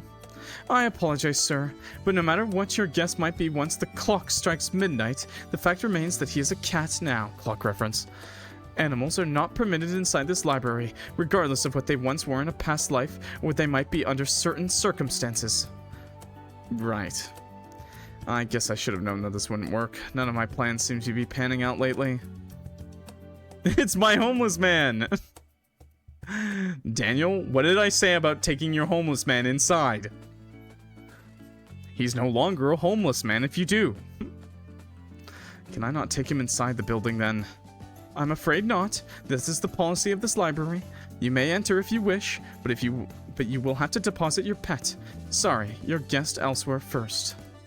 I thought Noisette looked familiar when I first clapped eyes on her, but that speech of hers really cinches it.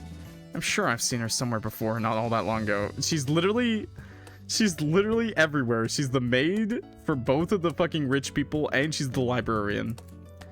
You don't happen to have a sister, do you? What? Noisette blinks and then... Oh, yes, I do.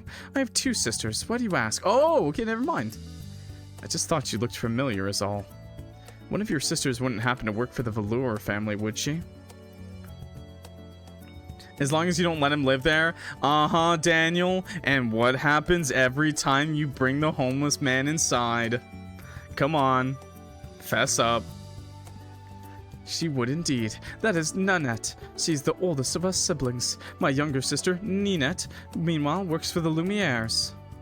I see. Yeah, we're also clapping eyes, by the way, now. That's the future. Clapping eyes. Clapping cheeks? More like clapping your eyes. For sisters, you look awfully alike. We would. We are identical triplets, and we have near identical names. We were always getting mixed up when we were younger. It was quite the headache. I can imagine. This certainly explains why Noisette's appearance was throwing me. I'm not good at remembering faces, largely because I don't care to. People are all interchangeable to me for the most part, but she really does look an awful lot like Nanette and Ninette.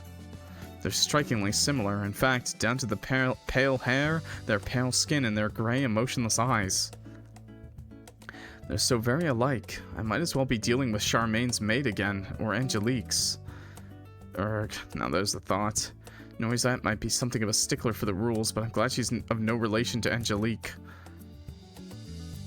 Angelique, why did your parents decide to give you such similar names, if you don't mind me asking? Our father thought it would be cute.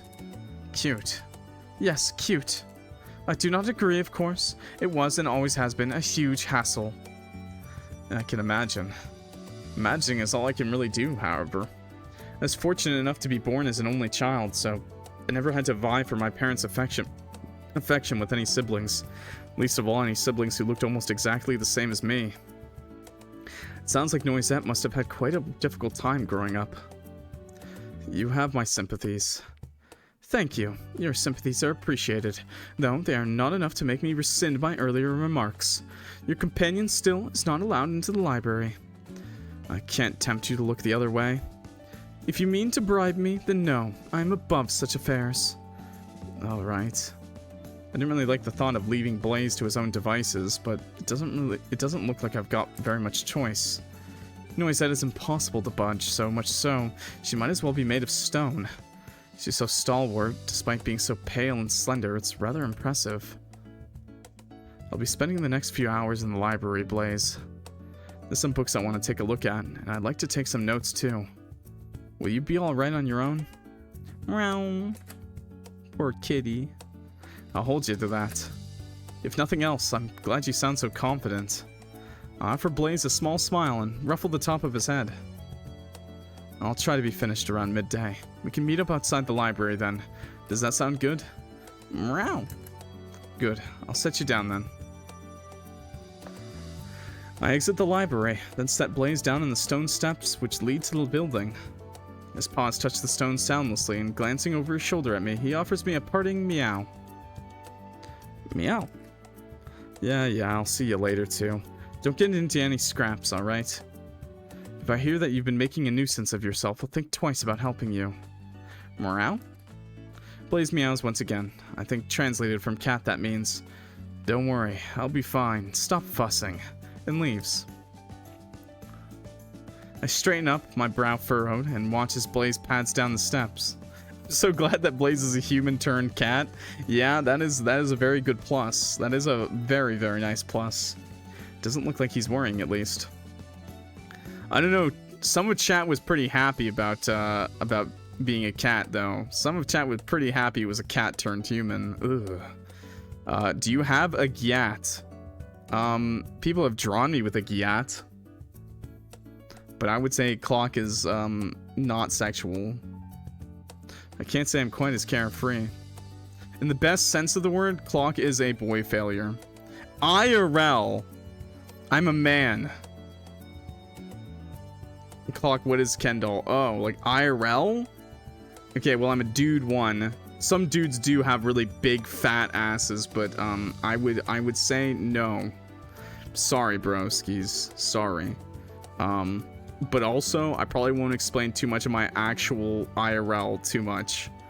But Clock, in Clock world, in Clock canon, Clock isn't like super handsome. Sorry to bust your bubbles, chat.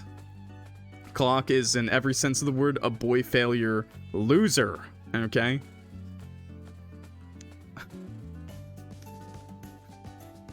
But with some luck, my time spent in the library ought to teach me a couple of ways to lift Blaise's curse. He's just a clock, yeah. A broken one at that. Then I'll be rid of him for good, and I won't need to worry about him anymore. We'll go our separate ways, and he won't be able to bother me again. That's what I want, so why am I worrying about him so much? Sir, Noisette, the bespectacled librarian, calls out to me behind the counter, in that calm, measured voice of hers which seems oddly devoid of emotion. Are you alright? What? Oh, I'm fine, thank you. I trust I can enter the library now, then. You can, indeed. Enjoy your stay, and do try to not make too much noise. The library is supposed to be a place of peace. Peace, huh? I've not gotten myself much of that since I met Blaise. I'd be thrilled at the prospect of getting a few hours to myself, but my thoughts are still stuck on that stupid cat. What in the world is wrong with me? Attracted to losers. Sorry, brothers and sisters. A little while later. My eyes scan back and forth as I read through the book in front of me, my head supported by one hand, my elbow pressed against the tabletop. I love libraries. I love libraries. I love this. I could live here forever. I had to look around the library's shelves, which were full to bursting of all sorts of books, and retrieved about a dozen of them for some light reading. I actually love this so much, man. I fucking wish I had this. Most of these books were found in the general section, where anybody can get their grubby mitts on them. But 3 of these books, the largest, which also happened to be the most ornately bound, came from the restricted section. This is a special section in Oxel's library that only qualified witches and wizards are permitted access to. A small, rare social strata of which I am fortunate enough to be a member. I showed Noisette my identification card, and after inspecting it, she waved me through. The restricted section of Oxel's library is much smaller than the main atrium of the building, and its selection of tomes is much more meager.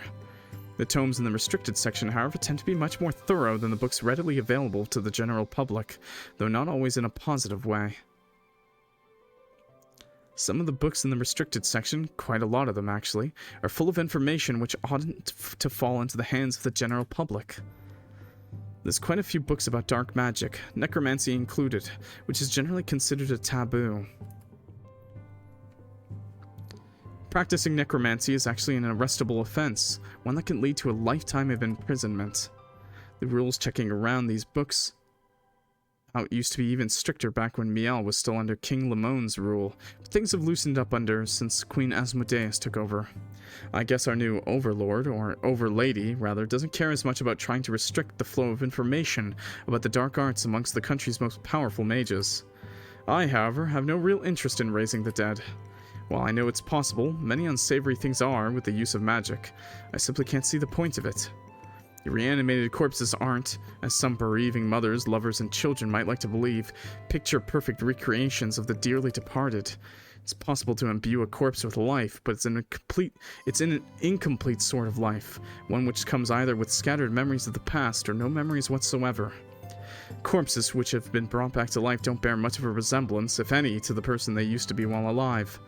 Even if it was possible to bring somebody back with all of their memories intact, an act which would be tricky even for the strongest of mages, the shock and the horror first from dying, then from being made to undie, would be enough to turn most of these cadavers insane. I've read up on a few cases of necromancy, and the end results are never pretty. In one case, a reanimated corpse actually mauled their summoner to death. Most of the people who practice necromancy are either unscrupulous charlatans trying to take advantage of the newly bereaved, or the bereaved themselves unable to let go of the past. The former tend to be morally bankrupt, while the latter are emotionally unstable. I really have no interest in reading through any of the tomes about dark magic in the restricted section. I prefer to live a hassle-free life, a life as possible. I am, however, intrigued in a few hefty leather-bound books on curses, books which are in the restricted section less, I presume, because the contents are objectionable, because the books themselves are so old. The pages in these books feel awfully brittle beneath my fingertips, so much so that I have to hold my breath when I turn the pages. Yeah, I know, it's awesome. I love the fantasy, but, I did not think this would take this long to read. Feels like a gust of wind might be enough to turn these old pages into dust. Their bindings, which once must have been elegant, are now awfully worn, as is the ink on the pages. The writing in these books, all done by hand, is spidery, and I have to squint to make sense of it all. If I had to guess, not that it's a competition, I'd say the book I'm currently glancing through must be a good maybe 4 centuries old. It certainly looks like a relic from the past. The information contained within its pages, however, is rather interesting. The writer, whoever they were, has gone into a lot of depth about certain curse techniques and how best to counter them. The writing is a bit florid, but it's nothing I can't handle. It's so intriguing. I'm starting to wonder why I don't spend more time in Oxel's library than I do. Maybe I should spend more time looking through the books in the restricted section. But then again, maybe not. Noisette has been looking at me for the last 15 minutes, her expression unwavering. Our eyes meet up when I glance up, but she doesn't look away. She doesn't even have the decency to blush. She must be watching me to see if I slip up, if I tear any of the pages in these rare old books. I've no doubt she'll have my head. It's not a cold day, but I'm starting to get the shivers. Ooh.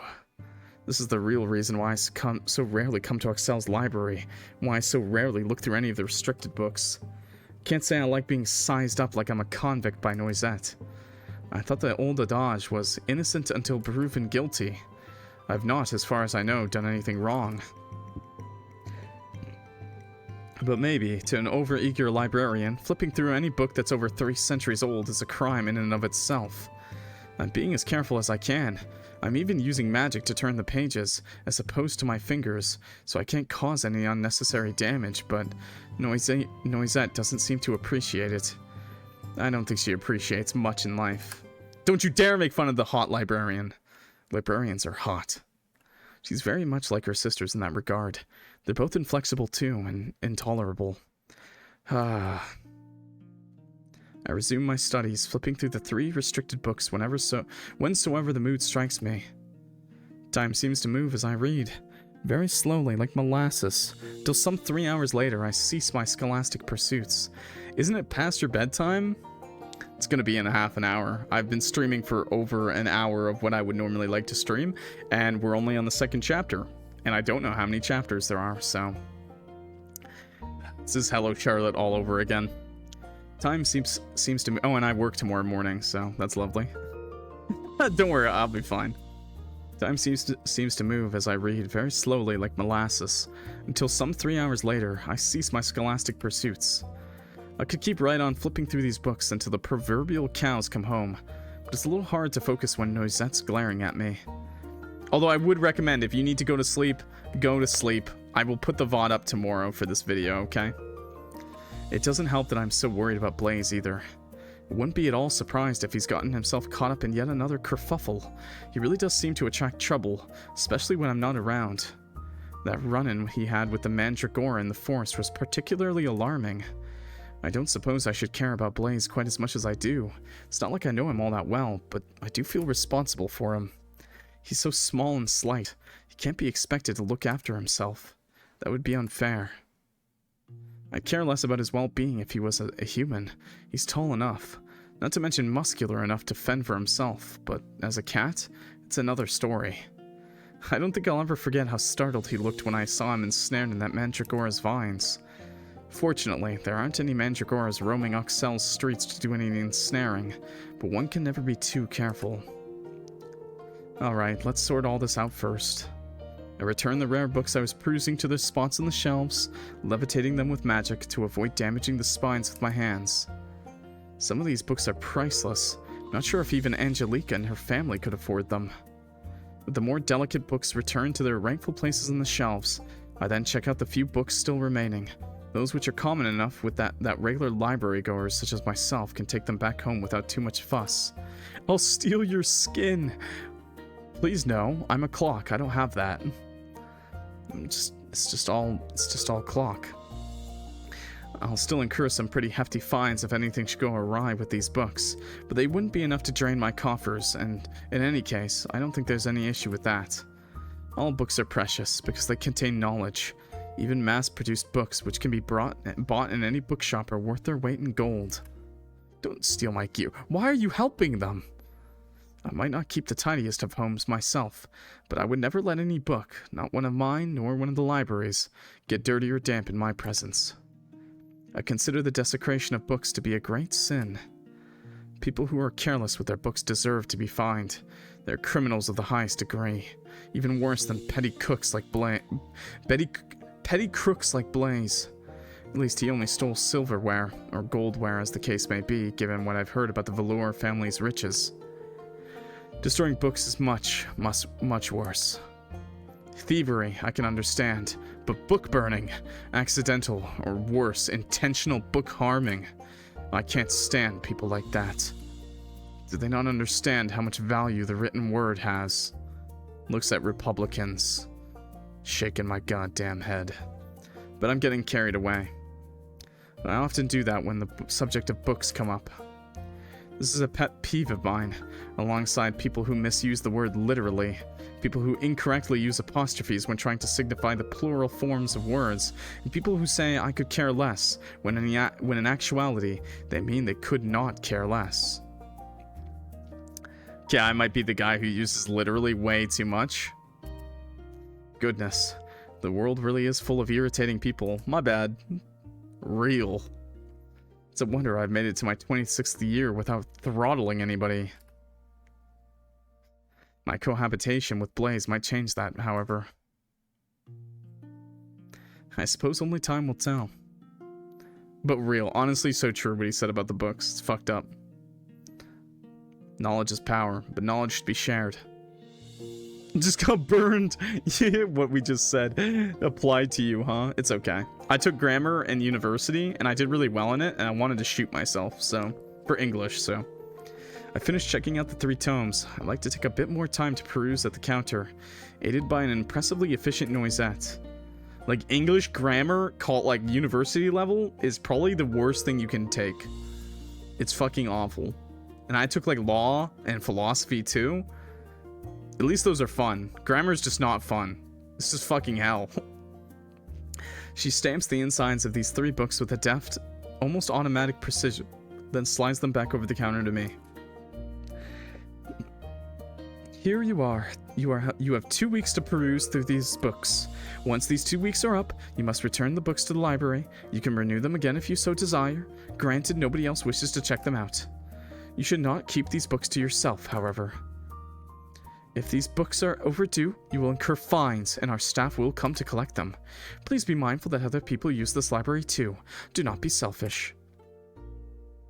Noisette wouldn't be the first person in my life who's told me that, but fortunately for her, I wasn't planning on hoarding these books. The nice thing is that the first thing my grammar teacher taught me, and my grammar professor, he was a professor to add, the first thing he said in the first class was, okay, everybody, I'm going to teach you English grammar. English grammar changes every day on the fly that we speak it. Please. Please understand this. English is a constantly changing language. It is what makes it such a great language, but also frustrating. This is the first thing he said. It's the truth. English changes. Slang, short forms, new words to steal. English does everything, okay? That's just how it works. That's also what makes it such an amazing language. This is why I hate English. No, it's good. It's good stuff. Noisette wouldn't be the first person in my life who's told me that, but fortunately for her, I wasn't planning on hoarding these books. I've more than enough of my own. Thank you for the warning. It is appreciated, but unnecessary. I was planning to return these books well before their due date. I take the books from the counter, then stash them away inside the wicker basket dangling from my arm. These 3 books are fairly heavy, and they require a not wholly insignificant amount of weight for me to support, but they're not impossible for me to carry around. The trek back home might be a bit of a struggle, but I should be fine. If anything, maybe I should welcome this as a challenge. Since I rarely go out, I don't get much in the way of physical exercise. I was thinking that my arms looked a bit too skinny. Scrawny. Points. Carrying these books might help counteract that. In my dreams, maybe. Maybe if you start doing some curls.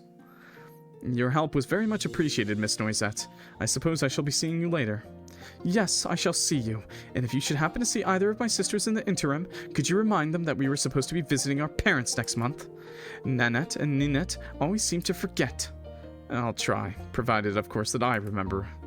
And whether Nanette and Ninette actually listen to me, which seems unlikely. I depart from the library after exchanging a few parting words with Noisette, leaving the large, high-ceilinged building behind me. I head out into the plaza, pausing by the large, ornate fountain. It's a pleasant enough morning, the sky blue and almost entirely devoid of clouds. A few families are dotted about the fountain, engaged in idle chatter, and so are a few couples, several of them sipping at drinks or licking gelato bought from the nearby stalls.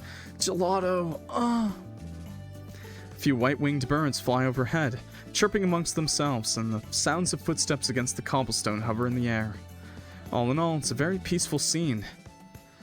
If it wasn't for the 3 books stashed inside my basket, which are starting to make my arm ache, I might feel inclined to relax myself. As it is, however. Yeah, there's no people here. What are you talking about? I can't bring myself to truly enjoy my surroundings. My books are a heavy burden indeed, but more than that, I'm wondering where Blaise is.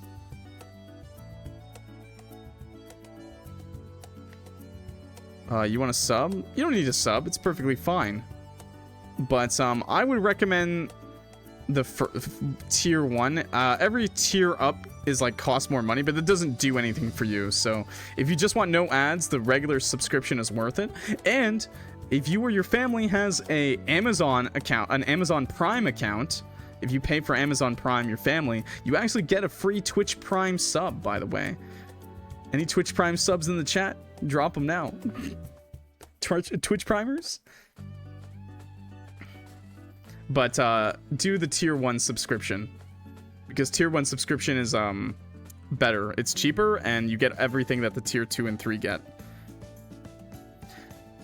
Didn't I tell him to meet me out here at midday? Yeah, if you pay for Amazon Prime and you're not making use of the Twitch Prime sub, literally it's free money to give away to a streamer. You don't have to do it for me, but it's a free sub every month for free, included with your subscription to Amazon Prime.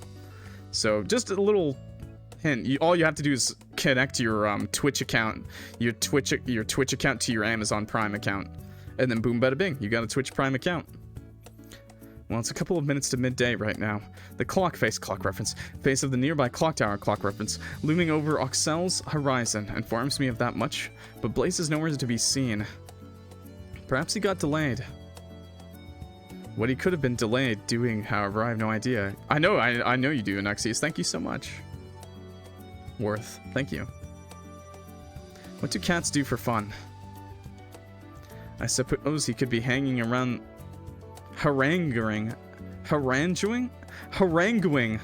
I've never seen that word.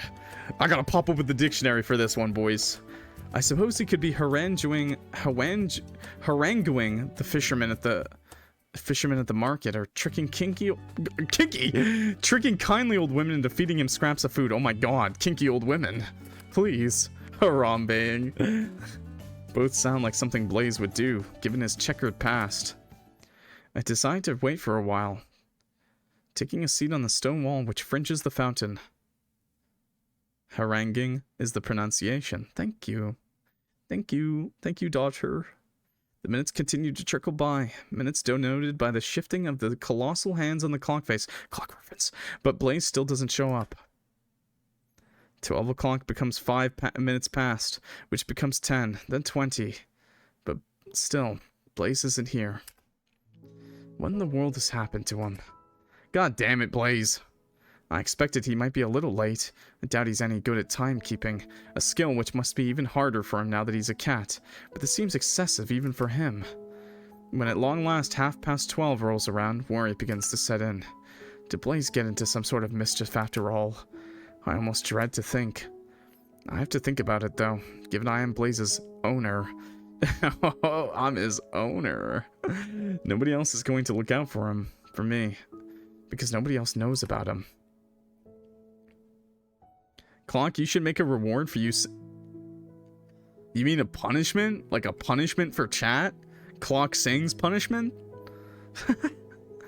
As long as he's a cat, he's my responsibility. And that being the case, I'm obligated to go and find him. I'm worried he won't be able to fend for himself. I just hope he isn't hurt.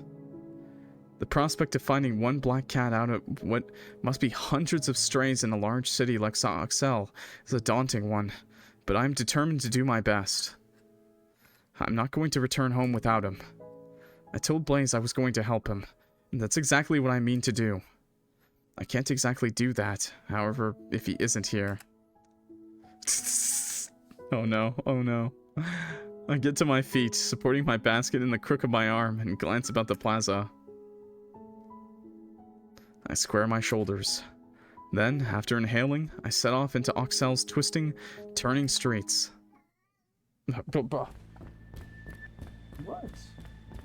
Where are you, Blaise? Where could you be?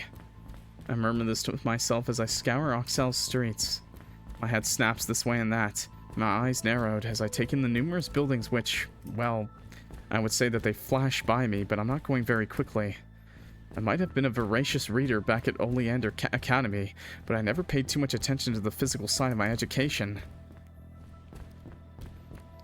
I have not been jogging for much more than a minute, therefore, when a sharp pain begins to flare up my right side. Oh no!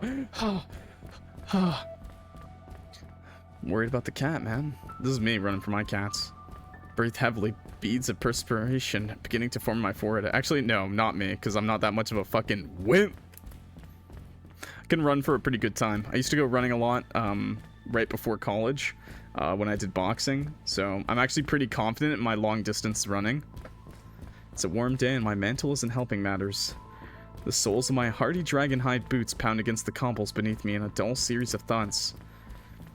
The cobbles were newly serviced by the plaza, but they're awfully uneven down these twisting, turning alleyways. They haven't been maintained very well, which makes my pursuit even trickier. My foot catches in one of these raised cobbles at one point, and I almost fall, though I'm able to steady myself before I can hit the ground. Damn dragon skin boots! Hell yeah. Damn it. I curse, then kick at the raised cobble that almost ushered in my humiliation. Fuck that cobblestone!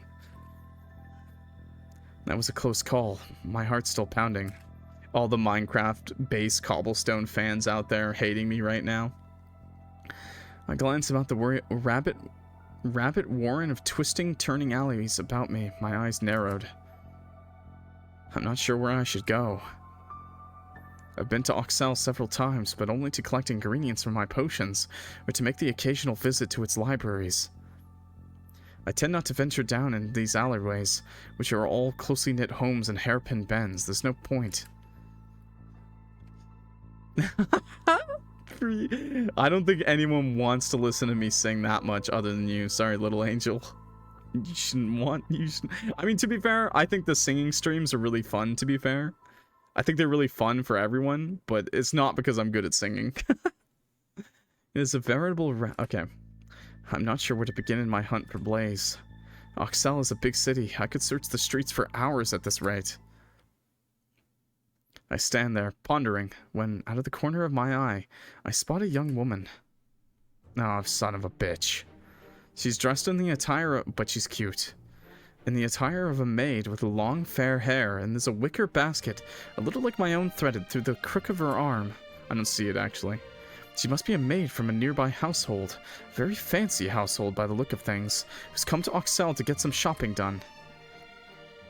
I do wonder why she's wandering about in a dingy alleyway like this, though, rather than out in the cobblestone streets. Is this some sort of shortcut to the marketplace I'm not aware of? I'm not sure, but this is something I would like to ask her. It's a long shot, but... Excuse me, miss, but could I have a few moments of your time? Oh... The maid pauses, then turns to look at me. Are you talking to me? That's right. There's something I'd like to ask you, if you have the time, that is. The maid frowns, one hand resting on her chin. Well, I was supposed to be running an errand for my lady. She'll be upset if I take too long to get back. Peanut butter by I'm Ethan. Shut the hell up, Beans. But my plans have already been scuppered, so I suppose it won't hurt too much. Did something happen? You could say that, yeah. You haven't seen a black cat around here, have you? A cat? The maid blinks, then she claps her hands together and says, Now that's a funny coincidence. What is? I was looking for a cat myself. A black one, just like you said. That's why I came out here. I was trying to track the poor kitty down. Poor kitty. I frown. Part of me thinks it would be funny if Blaise could hear himself being referred to like that, but right now I'm more concerned about what could compel this maid to call him that. Why do you say that? Something didn't happen to him, did it? I suppose you could say that, yes. Do not look up that song. That would be peak American Idol. What is it, dude? What is that song? Knowing Beanslug, it's like horribly fucked up. I was wondering about the market, doing my weekly shop, when I heard an awful yowling. I turned about and saw a group of boys tormenting a poor cat. They were raising quite the ruckus. Evil. Fucking evil. Use fireball on them now. I stepped over to tell them to stop, and the cat ran off, but the boys chased after it. It was worrying, so I went after them. I wanted to tell them to stop, but I've lost sight of them. It wouldn't happen to be your cat, would it? Well, there are a lot of cats around here. I try to answer casually, though I can feel my stomach sinking like a stone. I swallow, then say, did you notice anything unusual about this cat? Yes, as a matter of fact, I was only watching from a distance, but even then, I could tell he had the most striking eyes. One of them was blue and the other was brown. Ah, shit. Here we go again. I've never seen a cat like that before. He looked more intelligent than your average cat, but he was so small and scrawny. In that sense, he reminded me of a little of my lady. She's also very short and cute. Maybe that's why I felt so compelled to lend a hand. I can't stand it when cute small creatures get hurt. It's so unfair. Right. I had a few doubts, but this maid's testimony cinches it. That cat must have been Blaise. Black cats aren't exactly uncommon, but black cats with homophobia? That has to be unique. Heterochromia. I think that is Blaise. Oh, your kitty is called Blaise? That's such a cute name. Thanks, though. I didn't exactly pick it out myself. That's praise that this maid should be heaping on the shoulders of Blaise's dearly departed mother. Speaking of names, I'm Aster, by the way, and you are? Oh, did I not say? The maid starts, then smiles bashfully. Taking hold of her skirt in both hands, she drops a neat curtsy and says, My name is Lisette. It's a pleasure to meet you, Aster. Pocket mirror? Question mark? Lisette, That's funny. I'm sure that's the name of Miel's former princess, the daughter of the ousted King Lamone. Yo, thank you for the sub. Much appreciated. The Prime sub! Huzzah! Yeah, it takes a little bit to figure out, but if you pay for Prime, you get a free Prime sub. Much appreciated. Now you get all my emotes and no ads. Hello, String Beaner! That's funny. I'm sure that the name of Miel... Okay.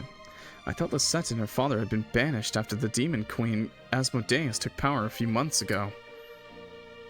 But there's no guarantee this Lisette is the same Lisette I know from my history books. It's not exactly an uncommon name. Yo, an Anuxius with a gifted sub! Pog! Oh, and it's for Little Angel. Perfect. That worked out pretty well. There were 3 Lisettes in my class in Oleander Academy alone. None of them were princesses. Or at least 2 of them weren't. I think one of these Lisettes might have actually been from a noble from a nearby country, but I never got close enough to her to ask. I wasn't close to any of my classmates, really. It's a miracle I've been able to talk to Blaise as much as I have, given how terrible my people skills are. I guess Blaise is a special case. You know what, it's okay. You're a little late, it's fine, it's cool, it's chill. It's nice to meet you too, Miss Lisette. Did you see Blaise go down this alleyway then? Yes, I'm quite sure. The boys chasing him were making quite the ruckus. I'm surprised I lost them so easily. Yo, another gifted sub from Anuxius, and another gifted sub from Cherry Red Bunny. Thank you so much, bros. We got a hype train. Nice. Based hype train.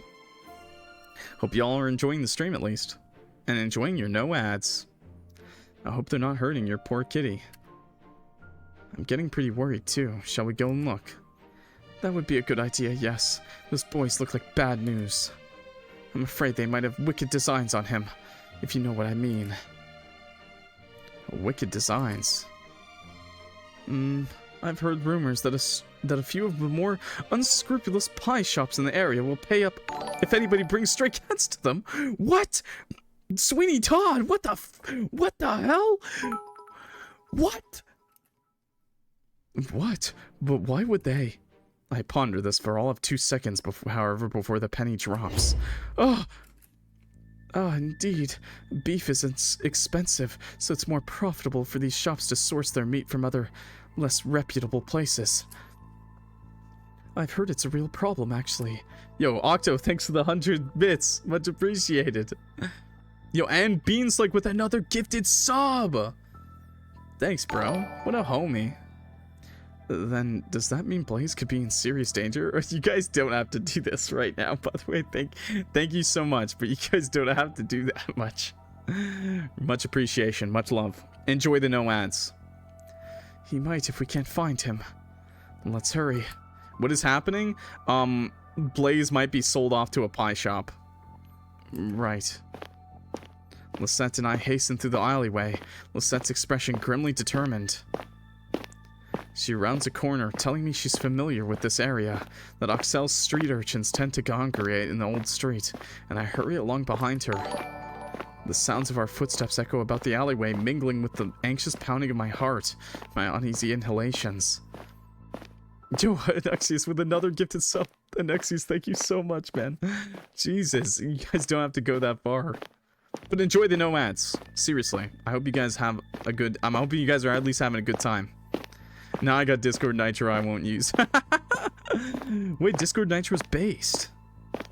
The sounds of our footsteps echo about the alleyway, mingling with the anxious pounding of my heart, my uneasy inhalations. Please, I pray, don't let me be too late. Let Blaise be alright. Lisette's a few centimeters taller than I am, but I keep pace with her easily. I'm walking so quickly I'm almost jogging, my heart pounding anxiously against my ribs. Once more, we turn another corner. These alleyways are convoluted like a nest of snakes, and then... Kitty! I hear a loud, anxious yowl, one I'm familiar with. That must be Blaise. I hurry along, breaking into yet another run, and soon I stumble across quite the sorry sight indeed. Blaise is there, cowering in the shade of a few buildings, while 3 boys set upon him.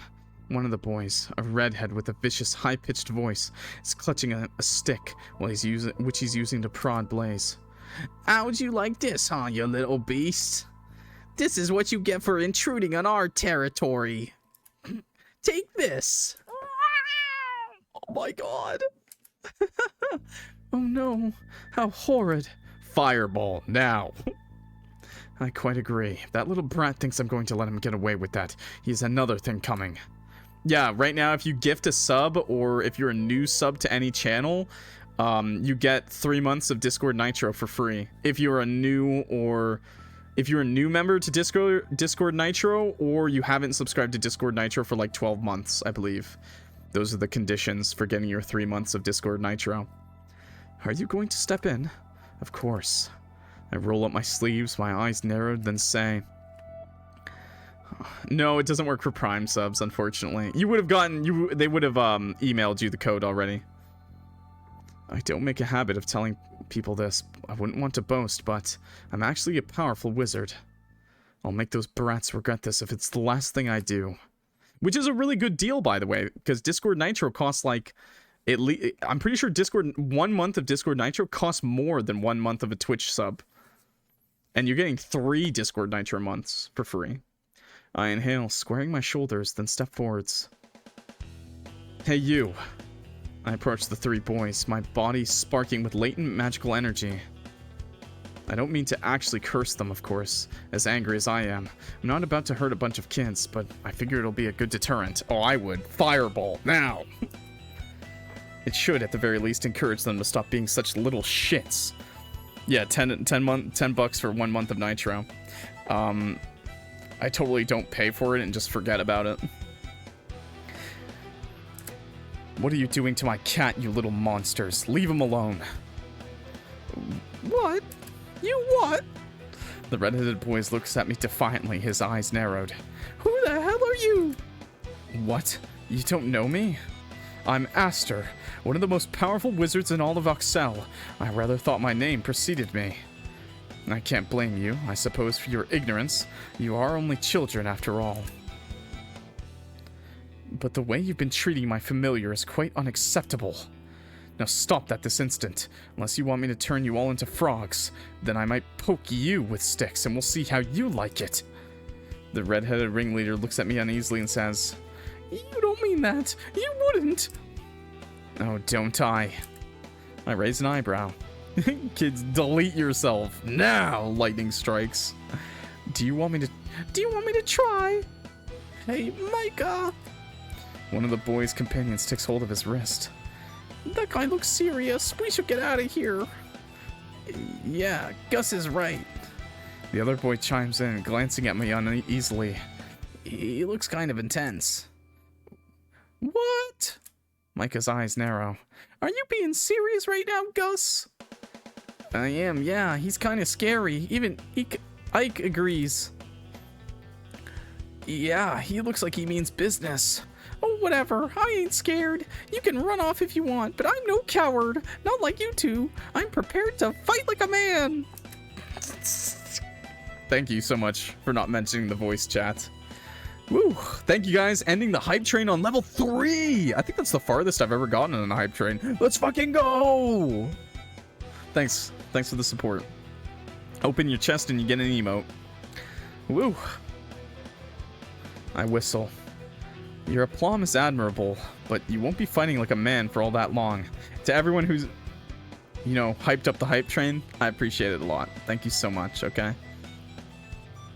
Your aplomb is admirable, but you won't be fighting like a man for all that long. Not when I'm through with you.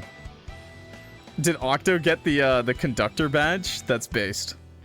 Now let's see. I wonder what sort of a frog I should turn you into.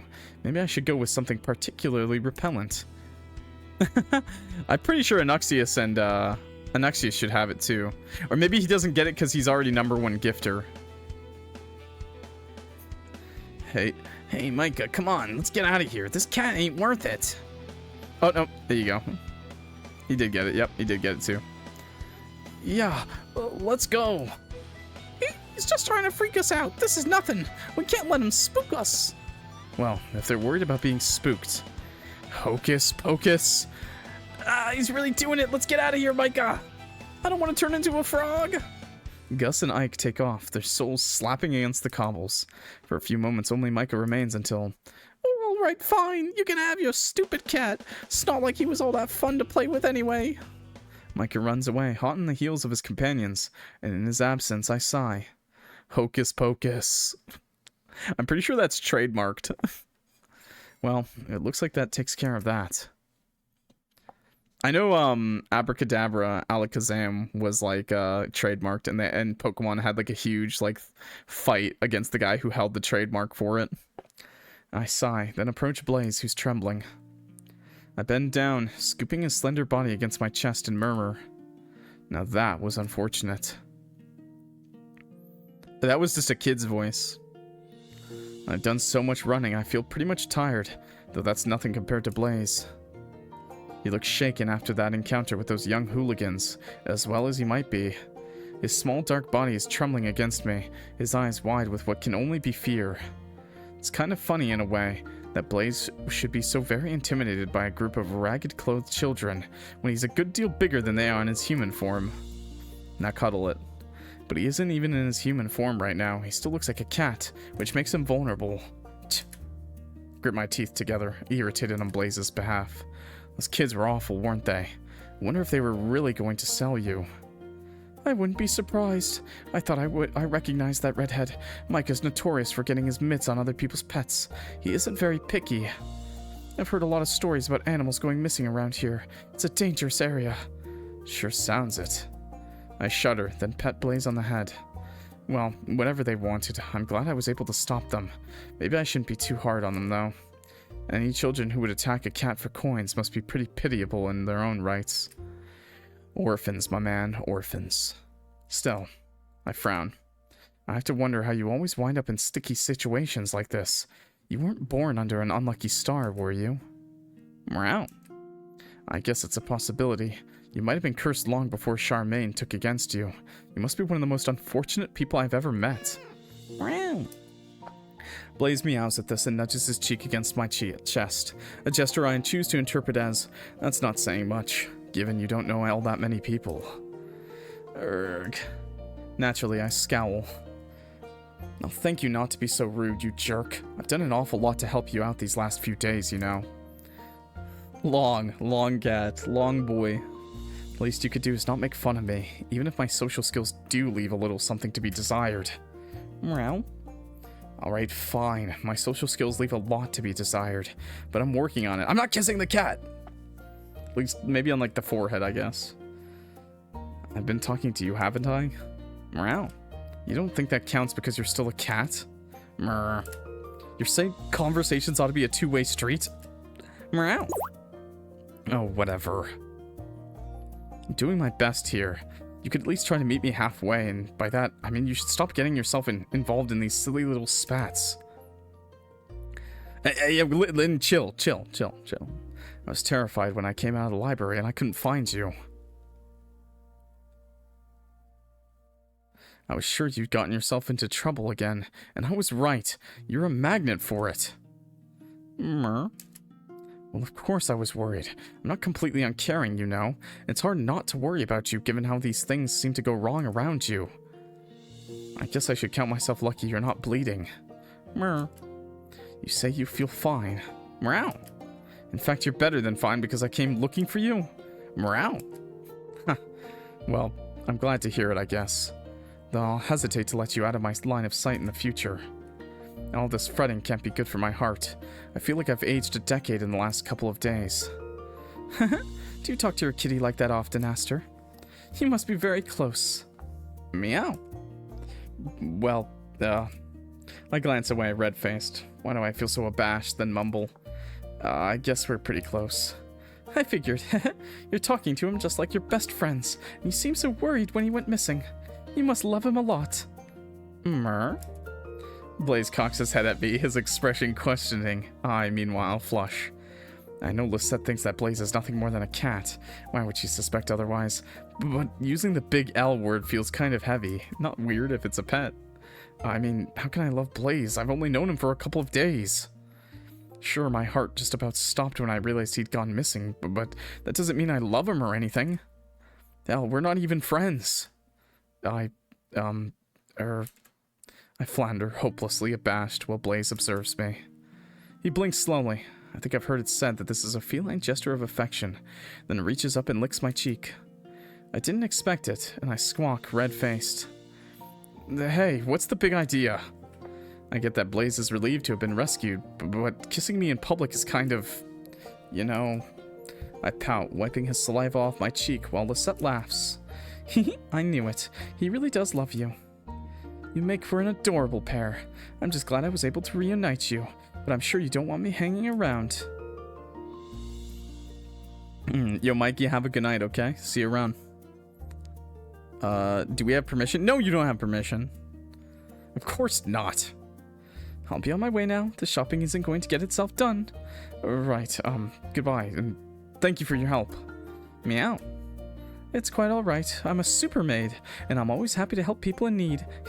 Especially when they're as cute as you two. Goodbye. Lisette drops a neat curtsy and then turns. And watches she walks away. Watches her blonde pigtails bob. Then... I look back at Blaise. Then pouting, I say... You need to learn to stay put, you idiot. Your little disappearing act shaved years off my life. Meow. You mean there's not much of my life left anyway? Meow. How cheeky. I know my hair is white, but I don't think I look that old. I'm only 26. Meow. You think I act older? Meow. Well, I'm very sorry for being responsible. I hope that doesn't make me too unappealing. Not that I care what you think, of course. I don't really. Meow. Wow. Whatever. Believe what you want. I don't care. Night-night.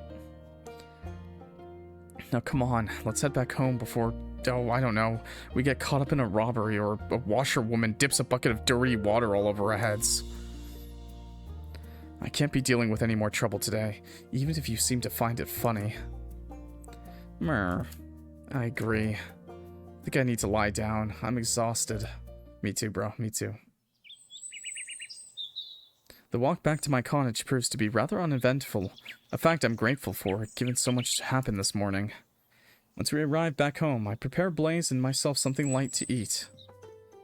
Blaise gets more of the chicken and slimy, disgusting sauce he seems to have taken so very much, while I make myself a mushroom-based dish. As I eat, I read through one of the books I brought with me from the library. I'm not sure if there's anything too useful in this book. Its contents don't seem too dissimilar from some of the tomes I possessed already. There's a chance this author might offer a few tidbits of information for me to chew on I've never before considered. My attention remains on my book, unwavering even as Blaise rubs his head against my calf. Absently, I bend down to ruffle the top of his head. He licks my fingers in return, but I don't pay him more heed than that. My attention has been completely enraptured by this book. Most of the information present in its pages isn't anything I didn't already know, but the author's style is rather captivating. Some of these academic tones can be rather dry, but not this one. It's quite diverting, almost amusing. It's been penned in quite the chatty style, which is unusual for a book of this nature. Typically, I'd find such a register unsuitable for the subject matter. I can and will drop books if it feels like the author's trying to befriend me through the pages, but this is engaging. They use a lot of interesting imagery to get their ideas across. Can't say I'd ever thought of using salamander hearts in that context or serpent eyes. Maybe I should give some of their suggestions a try. I mean, why not? I have nothing to lose except time. Though this is unfortunately a resource Blaise doesn't have much of. Didn't Charmaine say the curse would last for a week before it would stick? We've already used up a couple of days, so I really need to get started on my attempts to heal him as soon as possible. These potions might be of some use, but the ingredients they're calling for are awfully rare. I could probably scrounge up the scorpion stingers. They might have some at one of the Oxel's many apothecaries, and if they don't, the marketplace would be a good bet. But cockatrice feathers? Manticore fangs? Those are much harder to come across. How did this author get their hands on so many rare materials, harvested from so many dangerous beasts? Perhaps they have connections. This book wasn't written by a noble, was it? If it was, I wouldn't be wholly surprised. Most of the academic books I own were written by nobles. Nobles tend to be the only ones with enough spare time to afford to jot down their musings about life, the universe, and everything. That, and they're some of the only people with education enough to do so. The register this book isn't written in isn't very highbrow, though. It makes for quite the strange contrast. I'm busy pondering this when... Oh, Aster, it's been so long since last our paths crossed. I trust you know what I am here for. I jump and whip my head around. I hadn't expected any company this afternoon, but my expectations are soon subverted. I can't believe you killed me. Why did you kill my chat? What the hell? Banned. You just banned Little Angel? Banned. A young woman with a lot of long blonde tresses and standing in the entrance of my humble cottage, flanked on her left-hand side by a sour-faced maid. It's Angelique, and the mute maid beside her is Nanette, and Noisette's little sister, Ninette. I rack my mind momentarily, wondering why Angelique has chosen today of all days to visit me when... I remember now. I'm so focused on Blaise. Angelique's commission had slipped my mind. She asked me to have her potion prepared by today, but it completely slipped my mind until now. Good night, by the way. Good night. Have a good night. Her potion would only require half an hour to brew, if that. I could have finished it easily, but I didn't. I forgot about it, and now Angelique is going to find out about my negligence. I wonder what she'll say. I've never had the misfortune of being on her bad side before, but I can't imagine this reveal will have her jumping up and down for joy. Oh, I presume this is about your potion. Well, of course it is. What other reason would I have for coming here? This home of yours. Wow, what a nice save. She's so smooth. What the fuck?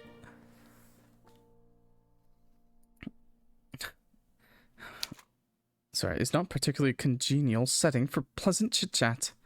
Matters might be different, of course, if you deign to visit me in my home, in Oxel, but you have always been so very secretive. It is quite a pity, really, that you continue to eschew my humble request to take tea with me. But no matter, where is my potion? Well, about that. Eschew. Sorry, not eschew. Eschew. I don't think I've ever blushed in Angelique's company before. Her shamelessness must be catching, but I can't help but feel abashed in the face of her certainty that I will in fact deliver. Angelique has no reason to doubt me. I've never failed her before, which must explain her untroubled demeanor. Well, there's that, and I doubt anybody has ever disobeyed her before. I've always thought that Angelique deserves to be knocked down a peg or two, but I've never much fancied being the one to do it. I'd rather not face the backlash. I don't suppose I have much other choice either, or however, I don't have it. That is what I thought. I am very grateful, naturally, for your continued... Wait, I beg your pardon. Are you joking, Aster dear? Was that supposed to be a comic turn? Because if so, I think it was in quite poor taste. Now please, give me the potion. My maman's ball is tonight, and I need to prepare. I do not have the time to waste on your silly games. There, milady. Please calm down. How can I, Nanette, when he's being so ludicrous? If this is a joke, it isn't very funny. My apologies, but this isn't a joke. I don't have your potion. I forgot to brew it. What? What a nuisance. Angelique's expression twitches. Her fingers curl against the blue satin fabric of her gown as aghast she cries. But how can this be? You said that you would aid me. You promised as much. I even paid you for the privilege. What is the meaning behind this unprofessional behavior? Please explain, for I fear I cannot understand. I have never known you to fail to fulfill one of my commissions before. Do not tell me one of your relatives have died. No, they haven't. Though that would have been a pretty good excuse. Curse me and my idiotic honesty. Why do I have so many scruples anyways? Then what is the reason? Surely you must have one beyond mere forgetting. I cannot believe it of you, not when you have always been so good to me. I'm glad you think so highly of me, I suppose. But now I'll have to shatter this illusion of hers. What a bother. But on this matter, I'll have to disappoint you. I had another piece of commission work to do, you see. Well, that is not wholly inaccurate, which rather took precedent. This commission is quite a complicated one, and as it is time-sensitive. What? Oh dear. Ninette sighs tiredly as she anticipated a tantrum, when Angelique bears down upon me, her expression thunderous. But my commission was time-sensitive too, and it was very important to me. I told you that I wished to go to my maman's ball. I told you. How could you have let me down, Aster? You knew how important this was to me. I knew, but you thought you would disregard my wishes regardless. Is that how little you think of me? No, that isn't it. It's not that I think little of you, you're just nothing. There can be no excuses for your behavior, Aster, so I will not let you try. You've been perfectly beastly. I've been looking forward to my maman's ball for months, and you have ruined it. You have destroyed my whole evening, and worse still, you seem not to care. Ninette was right about you. I oughtn't to be wasting my time on you. You really are an awful man. I glanced at Ninette curiously. Has she really been calling me awful? If so, I'm none the wiser. I've never heard her insult me. I've not heard her say anything directly to me, though the look of distaste on her face speaks volumes. Humph. Right, that cinches it. She really does hate me. Hydrate. I'm out of water, guys. I'm out of water. Please do not hydrate. I'm locked out. When stream is 4.5 hours long, I'm out. But everyone else, you can take a sip. Why though? It's not like I've done anything to her. Unless she resents me for commanding so much of her mistress's attention, despite my lowly status. No. Pour one out for me, boys. That's not beyond the realm of possibility, I suppose. It'll take too long to fill up. I'm fully focused on game. But wouldn't that be a little unfair? Die straight. Oh, I want to die straight. It's not like I ever wanted Angelique's patronage. I never sought it out. She's the one who took a liking to me. Whatever fond feelings she might have had for me looked to be a thing of the past, however. I can do a stretch, though.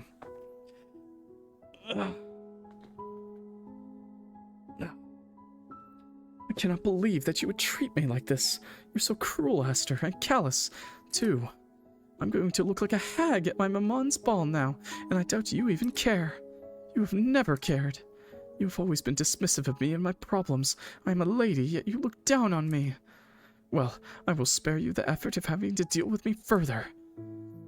I no longer have any business with you, not when you have made it so readily apparent where I stand. I will not debase myself by clamoring for your attention any further.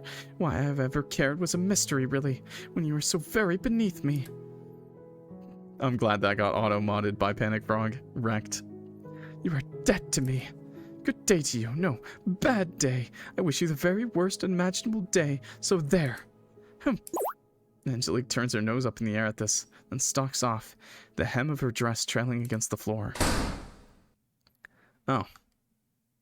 Her fingers seize the handle of the door and she slams it shut in her wake.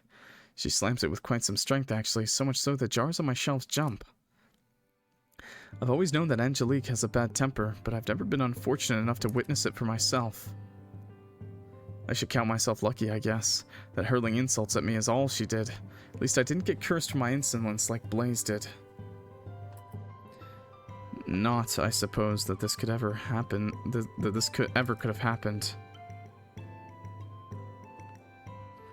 As far as I know, Angelique wouldn't be able to curse her way out of a paper bag.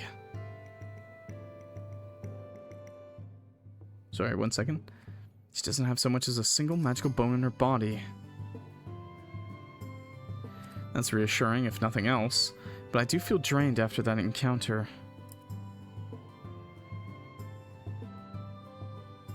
This day really has been tedious. Can't wait for it to end.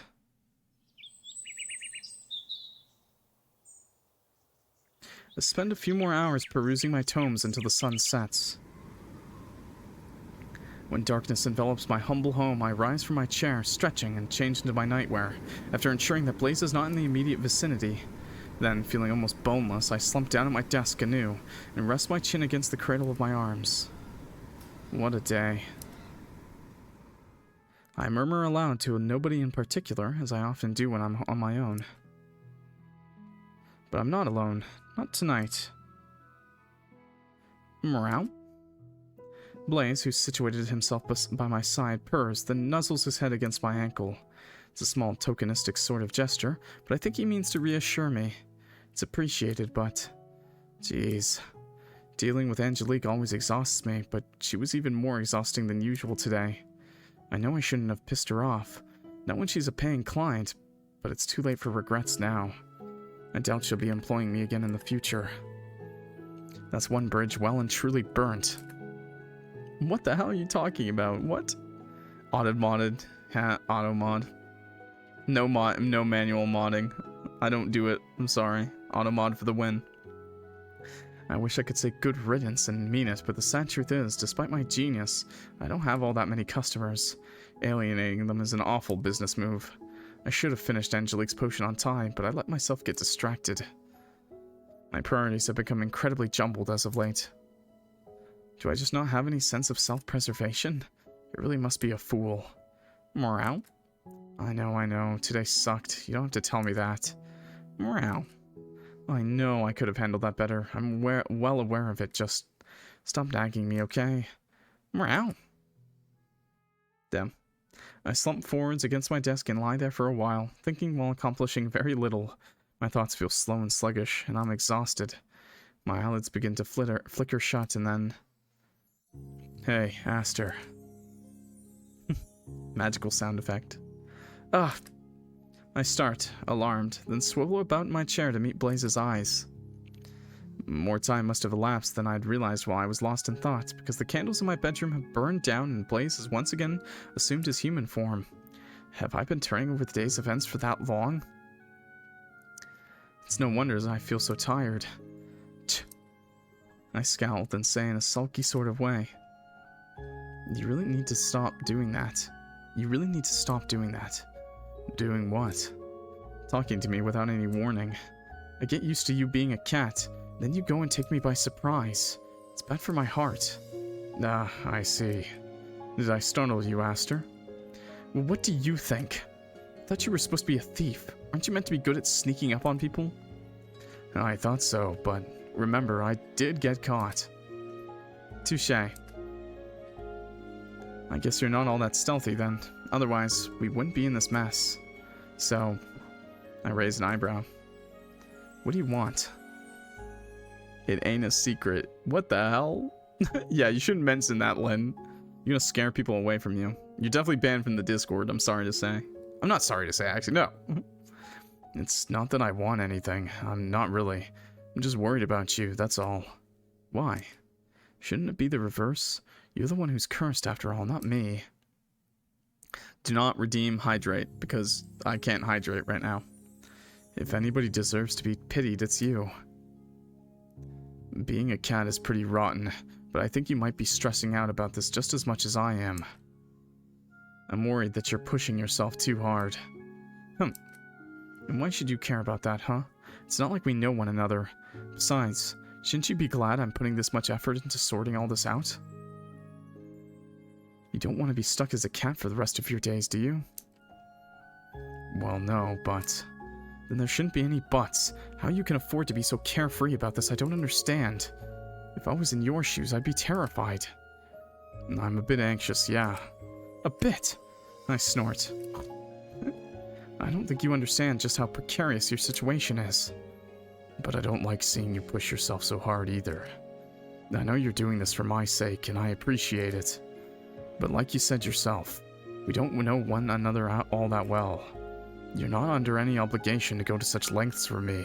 I don't really get it. You don't need to get it. There's nothing to get. I just so happen to be a workaholic, that's all.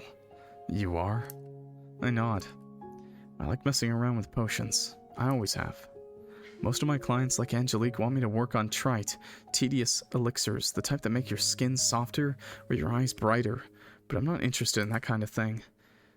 It's what pays the bills, but that isn't why I decided to become a wizard. I like a challenge. The tougher the better. It gives me something to think about. I might look frustrated because I am, but I've been enjoying the opportunity to work my brain. It's a nice feeling, working on a complicated potion like this to a practical end. It'd be nice if the deadline wasn't so tight, but beggars can't be choosers. I've been looking for a large project for a while, and now I've finally found it.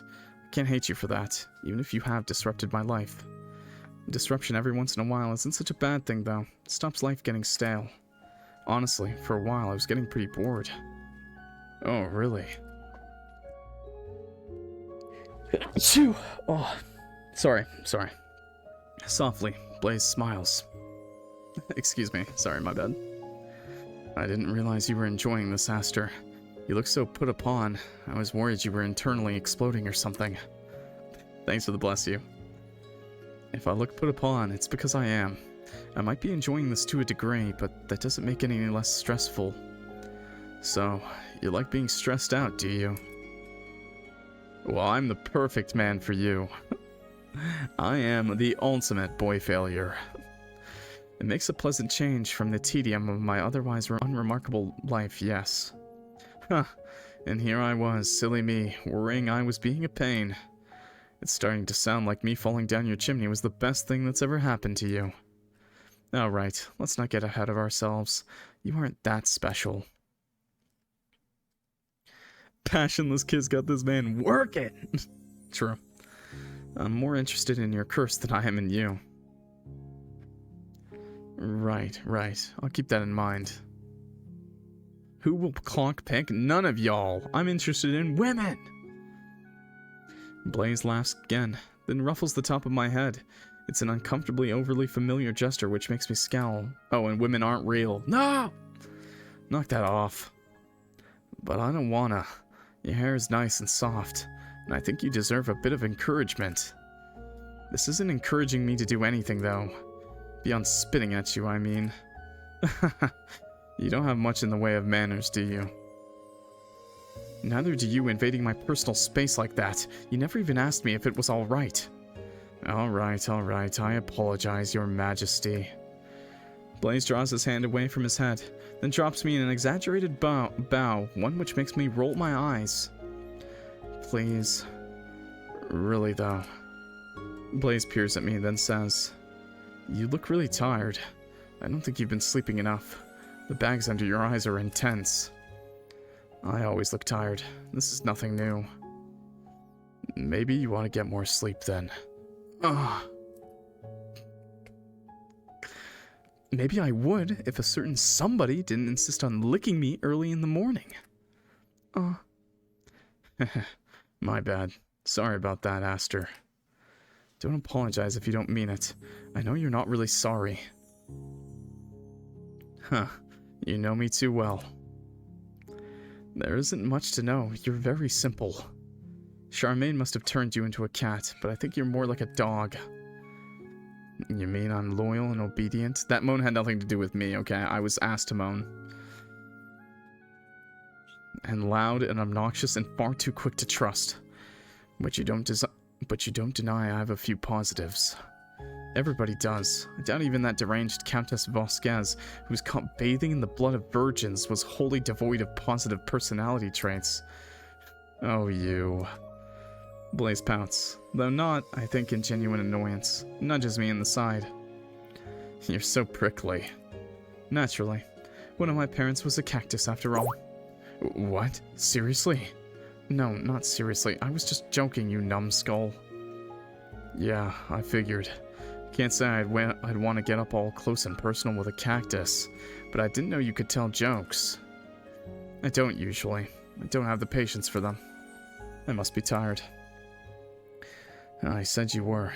You should lie down. That lady who stopped by, the haughty one, she seems to have exhausted you. Was she a regular client? Unfortunately.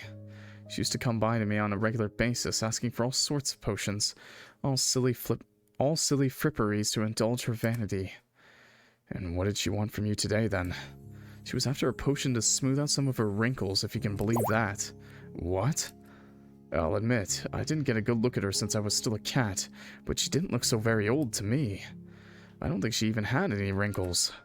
She doesn't. She's a perfectly attractive young woman. She knows it. Or at least, she should. I never thought that she might have such low self-esteem, but maybe it would do her some good if she did. She's awfully brazen. Then why'd she want a potion to smooth out those non-existent wrinkles of all things? I have wondered about that. It does not make much sense to me, either. Not unless Angelique enjoys wasting money, which, for all I know, she might. It is not really her money. It all belongs to her parents. Angelique has never had to work a single day in her life, and it shows. Her conduct is impossible. She did seem like a bit of a madam, yeah. She was even worse than Charmaine. I wonder. Blaise ponders, one hand beneath his chin before he says, Hey, Aster, you don't think that potion was a ruse, do you? A ruse for what? To see you? For spending time with you, of course. Commissioning potions from me would certainly ensure my attention, yes, but why would she do that? I can't see any particular reason why Angelique Lumiere might desire my company. You can't, with all your imagination. You're banging yourself and 10,000 strangers as a cat. What are you guys saying right now in my chat? Hey, how you doing? I'm gonna drop out. I'm gonna drop out soon out of my chair and just die. It's obvious. She's making it all up to spend time with you because she likes you. I beg your pardon? You didn't hear me? Then let me spell it out. Miss Angelique Lumiere has a thing for you. She's obsessed. That's why she keeps commissioning potions from you that she doesn't really need. Do not lick me.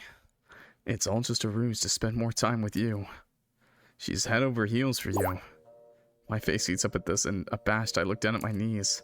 It is an interesting theory, I suppose, but it feels rather akin to a fairy tale. I fail to see why Angelique would like me, of all people. There's precious little to recommend in me. I'm withdrawn, aloof, and I've heard it said that I have an awful personality. Why would any woman fawn over me? No, Aster, you don't understand women, do you? They always love the ones that don't like them back. No, I do not, and I have no desire to start. Their moods are even more volatile than mercury. Well, yeah, I get that you wouldn't be interested, but your haughtiness makes you even more appealing. It does. I'm sure of it. I mean, you yourself said you like fiddling around with complicated potions, right? We like them more when they like us back. Octo, that's something that women learn later on in life. That is true, but I fail to see how that is relevant to the topic at hand. It's incredibly relevant. You like a challenge when it comes to all your hocus-pocus nonsense. I don't know your age, so I'm not going to answer that. I wish you wouldn't refer to my life's work as hocus-pocus nonsense. That's quite insulting, even more so than the notion that Angelique might be nursing fond feelings for me. And some women like a challenge when it comes to securing a future partner. You might think it's a negative that you're aloof and kinda rude, but others are going to see that as a plus. It makes you seem more mysterious. I'm not mysterious, though. I'm incredibly upfront about how I feel, often to my own detriment. I'm just a grouch. I know that, sure, but others don't. I bet Angelique's been thinking that cool, icy exterior of yours hides a sweet, sensitive center. That's what it always is. Can I go home? Yeah, you can go home. Your home is the basement, by the way. That's what she's fallen for. No. I think it's awfully presumptuous of you to make such a claim when you have only known me for 2 days and Angelique for about 2 minutes. But even if that is the case, I doubt Angelique cares for me very much now. You saw how she flounced off. 10 million years old. Based. Grandma. If she did like me, well, I doubt, all her goodwill should have long since evaporated. Yeah, that is true. You really scuppered that one up. She looks pissed. I think she was pissed, yes. I doubt she'd be coming back in a hurry, not after I disappointed her so. No, I did get that feeling, yeah. You said Angelique is a member of the Lumiere family. Indeed, she is. Ooh, even I've heard of the Lumieres. They're incredibly wealthy, aren't they? They're sickeningly wealthy from what I've heard. Angelique eats her meals with solid gold cutlery. If that doesn't say well off, I don't know what does. Jeez, losing a customer like that must be quite a blow. The floors are sticky and chat is so thirsty? Oh, clean the floors. Now, with your tongue. I cannot say that it will have a positive impact on my future finances, no. Yeah, I'll bet. I can't say I get it. Get what? Daniel hasn't been doing a very good job cleaning up after himself, so you guys gotta clean up for him. I look at Blaise sharply, one hand resting on my hip. What are you babbling about now? Oh, I was just thinking aloud, I guess. But it is kinda weird. I'm actually a manly man boy. Oh, okay, well... Okay, I didn't know you were a manly man boy. Okay, alright, chill, calm down. I know you don't like Angelique, but I don't see why you'd help me over her, not when she's actually paying you for the privilege. It seems a bit self-defeating. It is a lot self-defeating, but it is as I said earlier. You enjoy the challenge? That's right. I would rather work on a potion to aid you than I would a pointless potion to cure Angelique of imagined defects she does not truly possess. It sounds more interesting and much more useful. Yeah, someone clean up Daniel's nut. So you're prepared to alienate your old paying clients for my sake. Blaise smiles at me toothily, then, after giving my head another ruffle, says, "That really is sweet of you, Aster. I'm afraid you're reading into it too much, and watch your hands." I shrug Blaise off. My hair might be messy, but that doesn't mean I like having it mussed up. Then say sharply, "This isn't about you." It isn't. No. I weighed my options up. Decided that helping you would provide me with more fulfillment than working on Angelique's commission would. And that is all. So you're saying your motives are purely selfish? Indeed, they are. No. I'm glad you catch on so quickly. Huh. Well, I'm not as stupid as I might look, though I don't think you're quite as heartless as you like to make out either. Think whatever you like. You'd only be deluding yourself about me, though. Maybe so, but no matter what your motives are, you have done an awful lot to help me. I'm appreciative of it, really. If you were that appreciative, you'd stop badgering me. I've had a busy day. My head is starting to hurt. I yawn, while pressing one hand to my mouth in an attempt to stifle it. Getting tired. I thought you might be, yeah. I know you're a genius wizard and all, but even geniuses need to get some shut-eye. Apparently not idiot clocks, though. I don't want you turning into a zombie. Blaise grins, flashing a mouthful of surprisingly white teeth, then says, "Do you want me to carry you to bed?" What? Why do you think I would want you to do that? Well, why not? You spent most of the day carrying me around, so I figured I might as well extend the offer to you. It's all in the sake of fairness, and I'm sure I'd be strong enough. Blaise flexes his muscles, which aren't unremarkable. They're quite impressive, really. You're as skinny as anything. I bet you wouldn't weigh much more than a couple bags of flour. Do you want to give it a go? I have to admit, the thought of being scooped up in Blaise's arms is kind of tempting, but... No. I'm not going to let myself ponder that. I'm not going to go there. Thank you kindly for your offer, but it's unnecessary. I've put myself to bed for years on my own, without your help. I hardly think you need to start now. I'm perfectly capable of doing it by myself. I never suggested that you weren't. I'm just trying to be helpful. Yes, well, it's not helpful. Keep your hands to yourself, why don't you? Why is the basement so big, Clock? It needs to hold 17,000 people. That's why. I'm just fine on my own. Are you sure? I'm sure. What do you take me for anyway? I'm a grown man. Has to accept his love. Of all the nerve. I retreat to my bed without Blaise's help. That'll show him. Then curl up beneath my covers. Blaise, meanwhile, settles down on the spare mattress on the floor. I hear the sheets shifting, and hear him calling to me, his voice light and lifting. Sweet dreams, Aster. Whatever. I roll my eyes. I might not be able to see Blaise's face, but I know that he's smiling. I can hear it in his voice. He seems to smile when he's with me a lot. Largely, I've come to suspect at my expense. I think he likes flustering me. He's so obnoxious. I have no idea why I'm going out of my way to help him as I am, especially not to the extent of alienating Angelique. She was one of my most consistent customers. I'm a little worried that might come back to bite me in the behind. But I'm less worried about Angelique's displeasure than I am my own ridiculous feelings.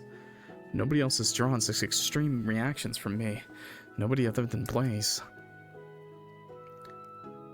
Oh, I can't pretend to understand it, but I think it must have something to do with our kiss.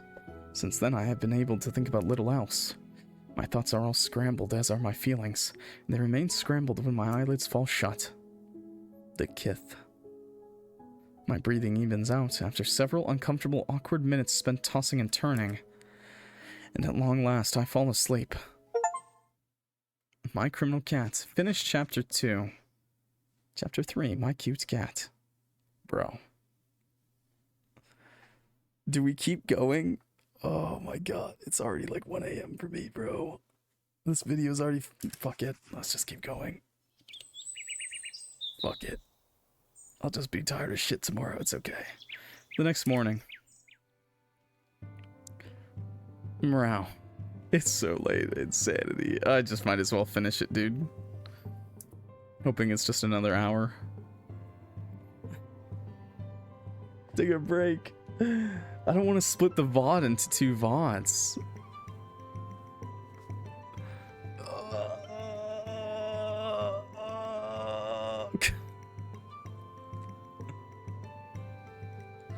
I did it for Hello Charlotte, I'll do it for this. Alright, I get it. I'm pulled out of my slumber. Well, actually, I don't know how many chapters there are.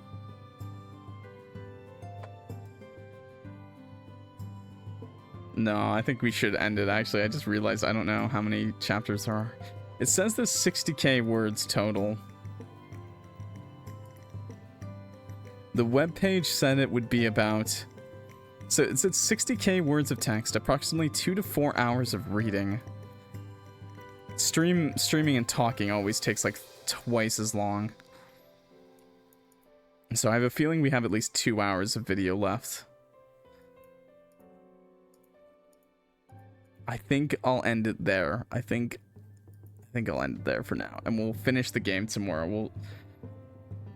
We'll finish the game tomorrow, okay? So YouTube, thank you so much for watching. Can I say YouTube? Thank you so much for watching. Have a good night, okay? Or good day, whatever it is for you. This is a really good game. I do want to keep playing. It's really good, but I do have to wake up early tomorrow, so that's fun. I will finish the game tomorrow, okay? We'll delay Silent Hill even longer. But thank you so much for watching. I hope you have a good night, a good day, whatever. If you're new here, subscribe. My name's Clock. We play lots of games just like this. I'd highly recommend Echo Berry's other games, especially the ones that I've played in my own videos on them. And ebi-hime's visual novels. I'll leave a link to the game page below and you can check those out. And also Echo Berry's other games that I've played on stream. Thank you so much. If you already subbed, thank you so much. You guys are awesome. If you made it to the end of the video, this is so far, so long. This is about like 4.5 hours, I think, for YouTube. No clock like horse clock. Leave the comment below. Actually, no. I'll change the comment for today. Don't forget to kiss the clock. Okay, that's what I'm gonna say. Type that. Kiss your clock. Anyways, thanks and good night. Peace out. Kith the clock. Yep. Okay. Yep, main menu. It's still locked, bro. Bro.